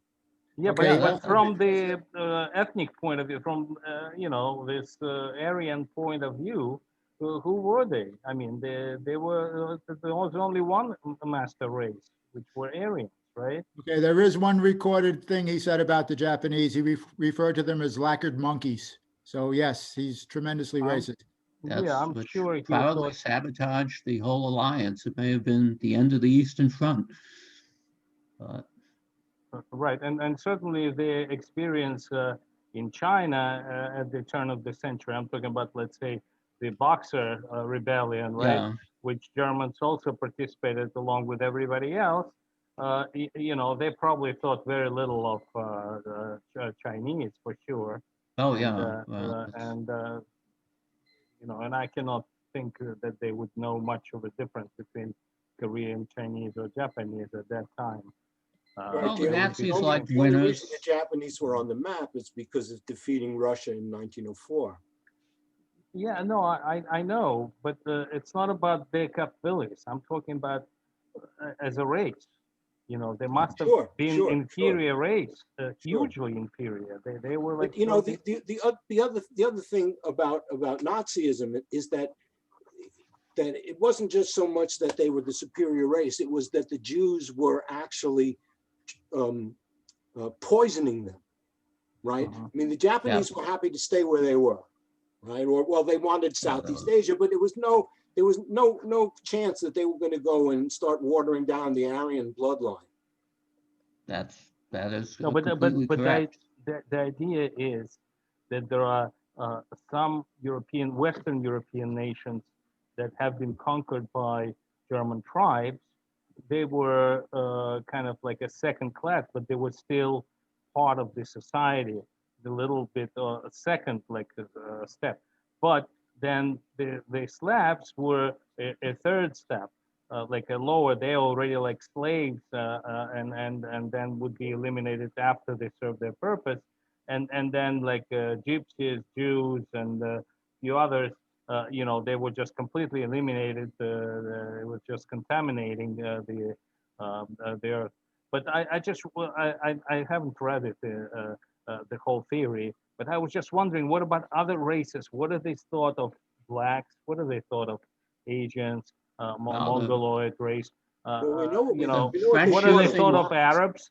You know, the Arabs are the same as Jews. I mean, they collaborated with them, but they must have been the same, right, ethnically. Semites. I mean, it must have been. They must have called somebody called them a bullshit. Like, did you look at Italians? There's a mixture of Arabs and Lombards and whatever else you can find. You know, Lombards might No, maybe Arabs in the south, in Sicily Yeah, and I mean, Calabria, there's- but not in the north. There's a German propaganda film of basically of French army prisoners, and these were blacks from Africa, from North Africa, and the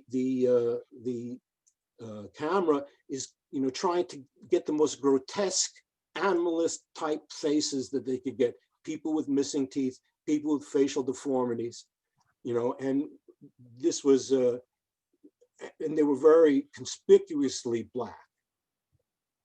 Well, it's hard to imagine black or Japanese immigrants in Germany were there any in the 20s? Yeah, it certainly wasn't a community. Well, Japanese. Sure. I mean, you the story of Peter the Great's black. Yeah. Hannibal. He was actually a grandfather of Pushkin. Pushkin, yes. Great That's grandfather. a famous story. Pushkin wrote the story about him. Arab black, yeah. Yeah, the Hannibal. So, just one of these, freak occurrences, maybe you'd find a black person transplanted, but no migration. Yeah, maybe one or two here and there, but Peter had this Hannibal, but there was no other blacks there ever. I mean, it's like, and this Hannibal turned out to be one of the most educated humans of his time in Russia. I mean, he was really well educated. He was considered to be, and he made him noble. That's what happened. Married him to they give him a rank, and there was a black Napoleonic general too, father of Alexander Dumas, the historical novelist. Right. Yeah. Napoleon was refreshingly non-racist, actually. Napoleon conspicuously granted Jews civic rights. Yeah. In every place that he occupied, which they had not, enjoyed before. They were not opportunistic. Well, I remember reading a book by Norman Podhoretz, if you know him. He's a neoconservative Jewish intellectual. He claimed that's the reason Jewish are so liberal, is that they fell in love with the strong Napoleonic state, centralized. Not my opinion. Yeah, but you know what? There's a lot of things that Napoleon did, especially with Poles, where he promised them the country and ended up not delivering on his, on promise. I mean, I just finished a book about Talleyrand. I was not aware of how insanely aggressive Napoleon was. he basically wanted to conquer everybody in Europe. He didn't want alliances, defensive alliances, a balance of power. He just wanted to conquer them, which led to his downfall. It does sound a lot like Hitler, but Napoleon is much more particularly in France. Napoleon is worshipped by a lot of people, including the current prime minister, the current president, excuse me. But it's very odd because he's responsible for the deaths of millions of innocent people. Well, he was a very charismatic man. Yes. All of the films that have been made about him, really stress the fact that he was always perceived as a leader and he could inspire people. He Who brought you say now, France to Napoleon? glory like nobody else in the history of France. There is nobody in the history of France who. I don't know. I mean, you talk about the glory. In the end, what did it bring him? And then you're talking doesn't about matter. Glory. The no, France. but the Sun King, Louis XIV, you probably could admit, probably had done better glory. No, Well, it was he, more. he couldn't even defeat William Orange. He didn't need to. He was expanding without war. He was very successful, Louis XIV. Yeah, exactly. He was, but he was, bogged down with religious wars against Huguenots. Can I ask about back to Hitler? Hitler had some drug problems or something at the end. Was he compos mentis up to the end, or was Hitler? he? No, Yeah. there was a book that came out 2-3 years ago called Blitzed. Yeah, the entire German army. It wasn't just Hitler. Hitler became addicted to methamphetamines, and you can see it in the pictures. He was a physical mess by the end. I mean, the war, he died at 56 when he committed suicide, but he was not in good shape. And the Germans also made extensive use of stimulants to conduct their campaigns. So basically, they were all when the high. frontline troops in an attack, you don't expect that they're going to get to sleep for 48 to 72 hours. Yeah, that's and people after being awake that long don't function very well. Yeah, I would recommend the book. It's by Norbert Ohler, I think, Ohler. It's called Blitzed, Blitzed. It's a very, if you're a perverse person, it's a very entertaining read because he was the first historian to take a serious look at Dr. Morell's medical records about Hitler. They exist, the notes, and Hitler was referred to as patient A, and they list his symptoms. He wasn't sleeping and that sort of thing. It's really it's amazing the stuff survived, but nobody else had really taken a close look at it before. And what's interesting, the author is a former drug addict, which is why he got interested in the topic. And why he titled the book Blitzed. Blitzed. Yeah. It's almost interesting, the psyche that they're in the bunker in Berlin, and he is marrying Eva Braun, while the Russians are bombing the living shit out of Berlin. Yeah. What was going through? I mean, that must be the most glimpsiest wedding ever. Did you ever see the film called The Downfall? Downfall, yeah. Downfall has the best portrayal of Hitler I have seen. It's unfortunate it became that internet meme where everybody makes, Hitler finds out about X, and it's something very funny. But the movie itself is really excellent. I have a moral problem with it because the hero is this humane, kindly SS doctor, if you recall, and that just doesn't sit well. But there are some really remarkable scenes in it. Oh yeah. One is where some of the SS flee the bunker while the Russians are in Berlin, and a group of them goes around a corner and is trapped by Russian soldiers, and 6 of them pull out their pistols and commit suicide together. Yeah. Yeah, several thousand Nazis committed suicide. I remember, to contrast the Soviet Union with Nazism, with the Nazi state, is at the end of World War II, several thousand Nazis committed suicide. When the Soviet Union fell, absolutely nobody committed suicide. Is that the ideology had exhausted itself in the Soviet Union. Nobody believed it anymore, but the Nazis had only been in power for 12 years, so there were a lot of particularly younger people who were shooting themselves like crazy when the war ended. John, but that's because they expected worse if they didn't. I mean, Yeah, it makes that- perfect Yeah, sense. of You take course. Oh someone- yeah, if you were an SS man, you were dead. They were not taken prisoner, If is it my was impression. just that, it wouldn't be a problem. There were gonna be Or, things or that were worse, gonna happen or to you worse, before if you they died. realized that you were close to Hitler. Yeah, it You know, if was. they realized that you actually had information about the inner workings of, you know, you'd be a prized pet. I have a question. Was Hitler, in awe of his generals prior to Valkyrie, and then after Valkyrie it changed, significantly? No, I think Hitler always was competitive and had a inferiority complex. He knew they looked down on him because he had never been an officer. He'd never gone to the general staff school, and they would have their Clausewitzian notion, right? So the basic Clausewitzian notion is that the object of strategy is to fight a battle of annihilation and annihilate the enemy's army. Yeah, And that was the basic, idea of blitzkrieg. And Hitler would say, no, my generals know nothing. It means it's command of strategic materials. And, so a lot of it was just his desire to assert himself against these people who were snubbing him. yeah, he was very socially conscious. I mean, I read he preferred Rommel above all other generals because Rommel had a strong Swabian accent and he wasn't a fawn like everybody else was. And Rommel was one of the very unusual generals of his rank who didn't go to the general staff school. Yeah, He didn't have, general staff officers have a red stripe on their trousers. And so Does you it tell them. sound familiar when the leader says that I know better than all the Fully agree. generals? Fully agree, Greg. Yeah, there are so many parallels that it's really quite scary, especially the self-deluding lies at the end. The other thing too is I think that Hitler himself talked himself into really believing that, he was almost like a godlike character, although of course it didn't go that far overtly. But I do think he thought he was ordained in a special way.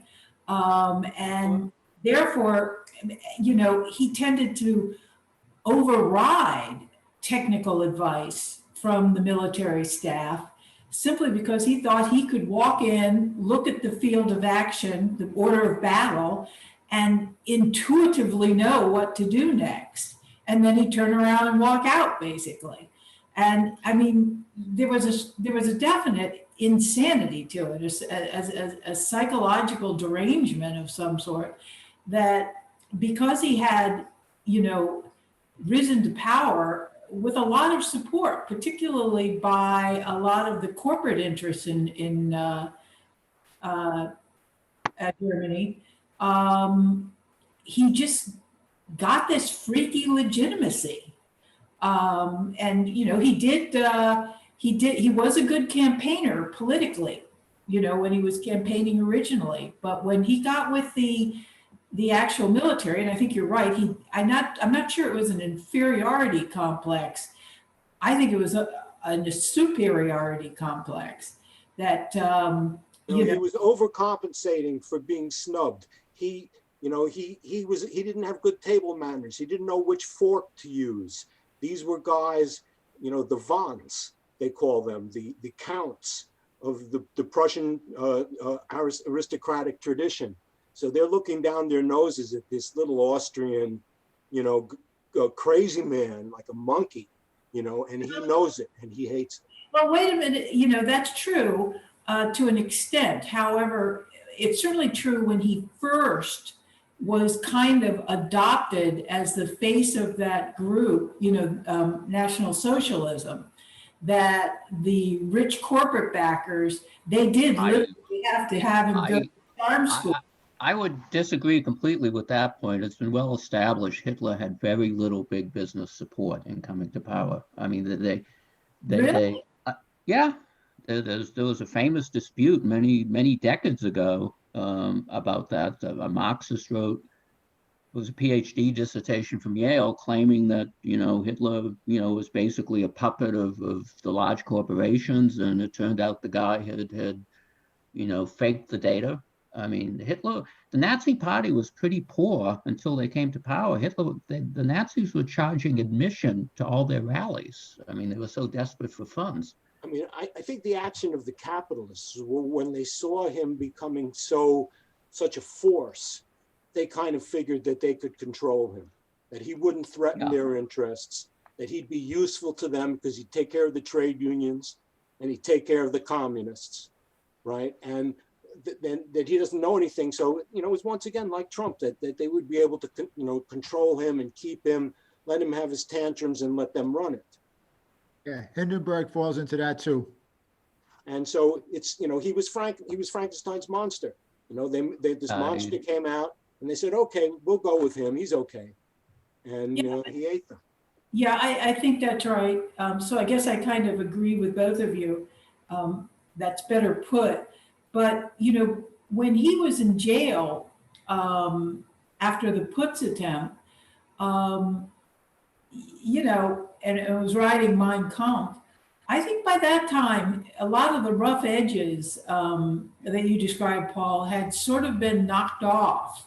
He was becoming an increasingly sophisticated, maybe too strong, but polished individual in the I agree. He never completely hid the savagery of the SA, but after the Putsch failure in November of 23, he made a decision he would not pursue the revolutionary route, but he would try to come to power through bourgeois elections, and he stuck to that policy all the way until he succeeded.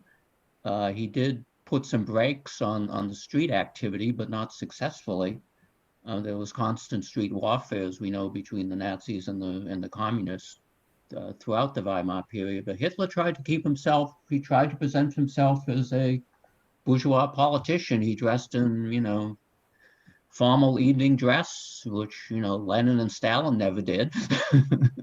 But, you saw him very much as he tried to present himself as a respectable politician. Yeah. That's definitely true. All psychopaths extremely adaptable to what he perceives is necessary to get to his intentions. And he had that purge of the original. What were they, SA at that point versus SS? SA was the major threat, and all his old enemies, like he killed. But all his old allies too, all his old supporters. He basically purged them. What Hitler knew, though, was that racism, that anti-Semitism was widely shared, right? That he could tap into something. Where you didn't, a lot of people were ready to go along with this. It was long-lived and would spread rapidly. So there was a resonance that, the people who experience this feel like a brotherhood. We're a brotherhood of the Ku Klux Klan. Oh, that was the horrifying energy that basically propelled him to some extent. And then, like I said, he had a PR flair. I mean, all those big marches, when you look at the films of them, they're amazing. And women went nuts for him. Women used to faint like they did for Frank Sinatra. Yeah, and he had a lot of rituals going, when they would have those massive rallies. There were all these quasi-religious things going on with the flags and, the various officers presenting to him and the lighting. I agree. It's hard to see it straightforwardly now because Hitler was the best political orator of his age. But his speaking style has gone so far out of style, it looks ridiculous to us. But you have, that incredible pomposity and all the wild hand gestures he engaged in were incredibly effective with the German population. I mean, it was just the style of speaking has changed so much in 80 years. It's quite hard to believe it, but it's true. I mean, if you want to refer to Trump is totally colloquial and demotic. You may not like the content, but he's connecting with people because he's speaking in what appears to be a straightforward, honest style. Hitler was kind of the opposite. He spoke in very pompous rhetoric, with a very artificial manner. It's very interesting to analyze, but whatever it was, he had the most charisma of any German of the age. Well, they also used very modern techniques, and I'm of course citing these things.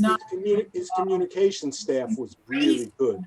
Yeah. Oh yeah. Well, Hitler was the images that are created by the Nazis are really unbelievable. And he was one of the first politicians to use an airplane to go across the country. Correct. I agree. He was a modernist. He loved new technology. He was the first politician to campaign. And modernist is an important thing. That there was this intellectual current of modernism, which is intertwined with fascism. Yeah, we all think of Nazism as strictly medieval, but it wasn't. It has a strong technological modernist orientation. It's a complex phenomenon. That's the high-tech type of fascism, and architecture and futuristic stuff. Hitler was very popular in the U.S. and in Europe in general. I mean, nobody talks about it anymore, but much like Mussolini, he had a lot of support, sympathizers. Well, it's the issue of, you need to know history in order to avoid repeating it. Yeah, that's very true. If we look back, we need to look back at it realistically and say, well, that just didn't come out of nowhere, and it could come out of things again. And at some level, however, I don't really think. He was shrewd and he was cunning, but I don't really think he was that bright. Now, I'm not suggesting he was a stuttering idiot, but nonetheless, I don't think he was a high order of intellect. Well, but he was a great leader. He had very detailed knowledge of history. He may have drawn wrong conclusions, but his daily habits, he would even through the war, he would go to his bedroom around 11 p.m. and then he would read for several hours. So he was very well read for somebody who only had an intelligent guy. The drugs did destroy his mind. Yeah, and he had these obsessions, and the obsessions would drive him, and this violent death preoccupation, this Wagnerian imagery is so key. The world is going to end. We're going to go out in flames, but we're going to bring everybody down. I agree. It's hard to judge people because you can say he wasn't too smart, but he had incredible charisma and he was able to debate very effectively with the smartest generals in the German army who were not dumb. And in the period of the 30s, he actually ran a reasonably competent state. Yeah, well, he started out with the conservatives who put him in there had brought in non-Nazis, so the German state actually got off to a pretty good start, aside from the persecution angle. From the strictly economic side, they did okay. I'm just talking about the idea of, the public works as a response to the downturn. That's a very modern approach. Right. Plus the emphasis on physical activity. I remember George Orwell, he wrote in an essay once, the German youth are in so much better shape than the English youth. I mean, it was that sort of difference. Of course, they turned it to militaristic ends, but they were just had a much healthier lifestyle at the time. The other odd thing was that, I think the architectural obsession is also a self-deluding thing, because his architectural skills, of course, he didn't go to architecture school, weren't that good, but he thought they were great. And a lot of, he had that one, I'm blocking on the name of the architect who assisted him. Albert Speer. Albert Speer. But, I don't think that Hitler's tastes, architectural instincts were that good had he been left alone. And as for debating with the generals, etc., I think it was more a screaming, intimidation. Maybe not always. That appeared towards the end. He actually, if you read the discussions, they were actually pretty reasonable and professional, as long as they were winning. Hitler kind of lost it in the last couple of years. Yeah. I agree with you, but that's not the whole story. He did, you know, they were admitted, they were allowed to express their true opinions. He would disagree with them. There'd be an actual discussion. And they had to acknowledge the fact that they had been against, some of them were in favor of the Polish campaign because they were recovering parts of Germany, but they had mostly been cautioning Hitler against his offensive activity and predicting disaster. And he made fools of them again and again. So Yeah. they when they came around to Russia, there was a sense of, okay, now we got to be able to show him what we can do. You know, they were all in. Yeah. Yeah, it's just the general staff was, I don't think they took a vote on the subject, but they were deeply conflicted about the invasion of France. And Hitler was the one who made it happen over their objections. I mean, Hitler understood personal motivation really well. He understood charisma. He understood people's dedication to a cause. He understood those non-tangible factors where the general staff was all about, you know, train schedules and width of the tracks and all that good logistical stuff. Hitler really understood what motivated people. That's why in the Battle of Kursk, he realized after Stalingrad, his reputation was deflating, and the Allies were going to abandon him. So he needed another offensive ASAP, which is why Kursk was launched, even though a great many officers thought it was a bad idea. And finally, to Hitler's great distress, it turned out to be a really bad idea. But that strategy had worked all the way through up to that point, up to Stalingrad anyway. But, you know, just you know, leading the people, getting people so totally motivated is important. So, and a lot of the officers didn't understand that. Well, of course, you know, he did manage to ram through the initial actions, you know, the annexation of Austria, moving into Poland, and then the blitzkrieg towards Paris. But, you know, that was, you know, actually not a good long-term strategy. You know, they overextended with an initial. Yeah. I mean, you can make the case Hitler should have declared victory after France fell and just focused on holding the empire he had. How he would have done that, I don't know, but he was insanely aggressive. He was, and you know, and it ran out of mojo pretty quickly. You know, in the overall context of things. Well, he was like Napoleon. Napoleon got all the major powers of Europe, you know, in one alliance against him, even though those countries sometimes didn't have much common interest, but they all hated Napoleon. And Hitler was very similar. He got the Soviet Union, the communist power, and the US, the leading capitalist power, to become allies, and this all represented 75% of world industrial capacity. That's why Hitler lost. Oh, yeah. I mean, Germany was not competitive. And I'm sure he was told that, you know, by whatever their intelligence analytic. Some of the basic numbers, you just could get to the Encyclopedia Britannica. Yeah. I do draw a distinction with Napoleon because I do, you know, my personal reading of him is that Napoleon was a very intelligent man. And Napoleon was in the field in a way Hitler never was. Well, Hitler never had command in the field. He was a very successful messenger in the train. He got an Iron Cross, first class, second class, and first class, and he had a hazardous position. He did very well, but he had no leadership. He supposedly turned down an opportunity for a commission. Well, you're right. I misspoke in that regard, but I meant as commander in the field. Oh, as a commander, no, none. So, but he knew war from the bottom up. He was always right there with the troops in all the major engagements. Yeah. To John's point,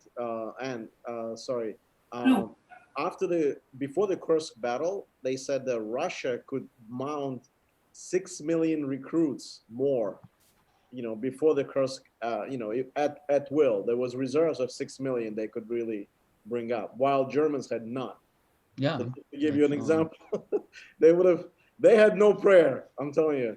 And another thing is, Anne, hate to burst your bubble, but Napoleon, when he was in the Navy Academy, got dismissed with the poor marks, saying that I've never seen such an idiot in my entire life. One of the teachers wrote, Well, when I that, was in Paris, yeah. there Okay, let may me have been say- social I mean, Napoleon was Corsican, and there may have been social discrimination there. And another He thing in was also, defense of, you know, he was grotesquely small. That doesn't help. yeah, No, but the man has charisma, okay? And how I would explain that, he abandoned 3 armies and got away with it. He left one in Alexandria, Right. he left one in Moscow, and he managed to form another one, and he walked away from them in Waterloo. If he had come back, they would have followed him again. So this guy, he's like Alcibiades, but he's loyal to one state. well, Napoleon had the loyalty of his troops. That was his main political base. That's my Yeah, impression. I mean, he had good generals too, right? I mean, Had good what? his generals are amazing. I mean, they always follow him. Absolutely, Zach, but he picked them. You know, they're his people. But then he declared himself emperor. And it's always like one step too far. Well, he wasn't Moving connected over with Bourbon house. I mean, how did he become a king? So what's above the king? Well, he didn't become a king. He became an emperor. There's a Exactly, that's what I'm difference. saying. He was, Originally, there was, the first emperor wasn't a king. He didn't have royal blood. The Roman Empire. The Romans didn't have kings. that's what I'm saying. I mean, he wasn't, again, they also fought against royalists. I'm not fought, but Yes, he did. Yeah. As you know, famously, Beethoven, who viewed it, early that Napoleon was a great democratic liberator from the old regimes, then was sorely disappointed and turned against Napoleon when he declared himself an emperor. He was going to dedicate the Eroica to Napoleon, and then he changed his mind. That's yeah. Napoleon was perceived as the European liberal in the early part of his reign. That changed, though. Right. Well, but it also changed the places that he occupied. So, when he came, Germany after Napoleon was expelled was a very different place because they had built institutions kind of modeled on what they had learned from the French. Napoleon did bring a cultural approach with him, which was new, of the way to organize a municipality and so forth, and broke through a lot of the hidebound, feudal remains that were still going on in these German small principalities. In Napoleon, since you've gone there, is it true that he changed the side of the road that people drive on? Because certainly the Roman Empire drove on the left, so you could have your sword arm free, being most people are right-handed. And the law, the LORE, used to be that it was Napoleon that changed it. Do you think that's true? I can't drive on the other side, so thank God for that. Yeah, well, no, but you get the point. The Roman Empire did drive on the left. Yeah, we gotta do Napoleon one of these days, guys. On maybe one of these Wednesdays on February, we gotta do the Corsican at some point because That would be a major one. Well, and it's gonna be several, right? It won't be just one. Yeah, I think it would have to be several. God, the Egyptian campaign alone is fascinating. Yes. I mean, the fascinating that he came and he declared he was a winner. Well, he did have great imperial ambitions. It involved ejecting the British from everywhere they had colonies, but it didn't work out. He invented Egyptology. Excuse me? He invented Egyptology. Yeah, Yes, he did. He brought all those intellectuals with him. It was during his campaign that he had a whole scientific contingent with him. Yeah. He discovered the Rosetta Stone. Yeah, there was a and joke brought that back to Europe, and it became an international trend. Everybody was, focused and fascinated with ancient Egypt. And it's even more remarkable that he did that rejuvenation of French patriotism after the disaster of the Revolution. But he took advantage of what the revolution had stirred. Yeah, for sure. I mean, it was the new spirit of the revolution that he was able to basically ride off of for his initial ascent. Yeah, but, and he, of course, stepped into that disarray because, you know, the revolution was, Right, because he had this innate military talent. He was, I mean, he was a tremendous tactician. yeah, I really think he was a first order intellect. Even if he was bad in school, Zach. It was horrible, horrible. When it comes to famous people, I always just trust Yeah. the statements about their intellects, not yours, Anne, but basically they're all surrounded by cronies who say they're geniuses, so it's very hard to judge. But I don't know, you know, all you can do is look at the evidence of their actions. And, you know, he doesn't seem like, as they say in Texas, he was all hat and no cattle. Oh, yeah, that's true. The way Yeah, it was more than just military. He writes out the Napoleonic Code. I mean, this is something that's being taken by other nations in Europe. So it's not just, he's not just planning battles. I mean, it's kind of like the application of rationalist principles to government, which is, you know, that's a tremendous innovation. Yeah. Anyway, guys, and then this is 9 o'clock. I want to thank you, John. Thank you, Zach. I want to thank John. Thank you, John. Thank you, John. I appreciate this discussion. Was amazing. And you said you're not, you know, you're gonna go a couple of slides, but you had a lot of good slides, man. I appreciate that. I know this is a group that likes pictures, but I thought for a discussion, just putting down everything I could think of about what Hitler did wrong was the right approach. So yeah, I mean, now it's fitting that we have to do his henchmans at some point. Not right now, maybe somewhere in March. You know, we have to do Goering, you have to do Hess, everybody. Oh yeah, they're all. You know, Speer has just been mentioned. You know, and he's and, you know, all the quotes and everything comes with it, and we're interested in that. Anyway, just want to run through a schedule for this week. Tomorrow we have you know, cryptocurrencies issued by the banks and corporate companies and the ledger system. If you guys are interested, tomorrow at 7. On Saturday we have Paul presenting on the Greek art, numero dos, which should be interesting. And we have about 23 people already signed up for that one show. Paul, you get a big crowd on Saturday. And probably gonna grow a little bit more because people are interested. And we had somebody who hadn't signed up for like 2 months, but they like Greek art, so it's been drawing crowds. So Zach, I just noticed I'm next presenting the day after Christmas, the 26th. Could we shift that? Sure. I'm concerned. The day after Christmas sounds like a recipe for having nobody show up. So. Okay. I could move that. I can move that one up. 26. I'm moving to maybe a couple of weeks from that day. Oh, that would be great. I think it's kind of. What day of the week is that? That's Saturday. Saturday. That would be the fall of Sparta, so we could move that. So I just you know, I'm not saying that we have to do this, but if there's ever any reason to push my Xenophon thing back a week or 2, I wouldn't object to that.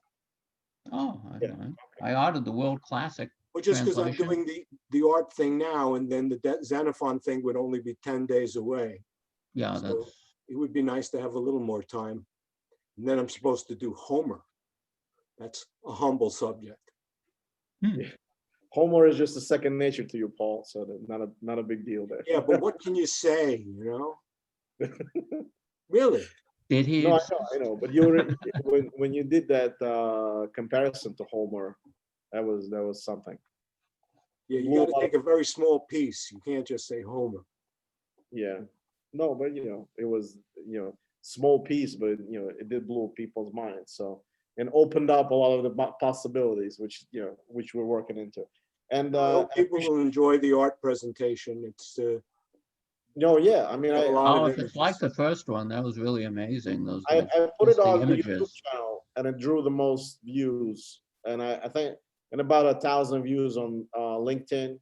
So, which one was that? I haven't finished it yet.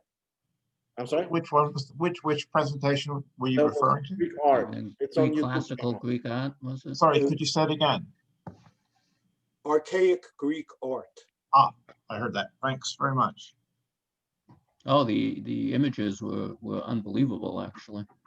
Yeah, and an explanation of each image, was interesting. The lamps, the amphoras, and all that stuff is awesome.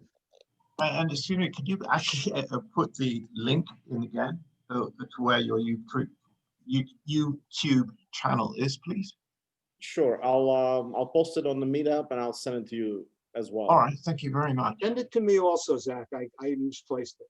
Sure, I'll send that one as well. I'll forward on the email to everybody. James, I have your email, right? On the general I distribution. think so. It's usa.james@gmail.com. All right, so I'll just send it through the email. But thank you so much, everybody. Thanks, Rolf. Thanks, Ann, James, Paul, John, and Greg left already. But Always thank wonderful you. to spend time with you, gentlemen. Yep. See you all on Saturday. I hope. Very intelligent Yeah. discussions. I'll Thanks be a lot, there. everybody. All right, I'll see you tomorrow or see you Saturday. I mean, yeah. All right.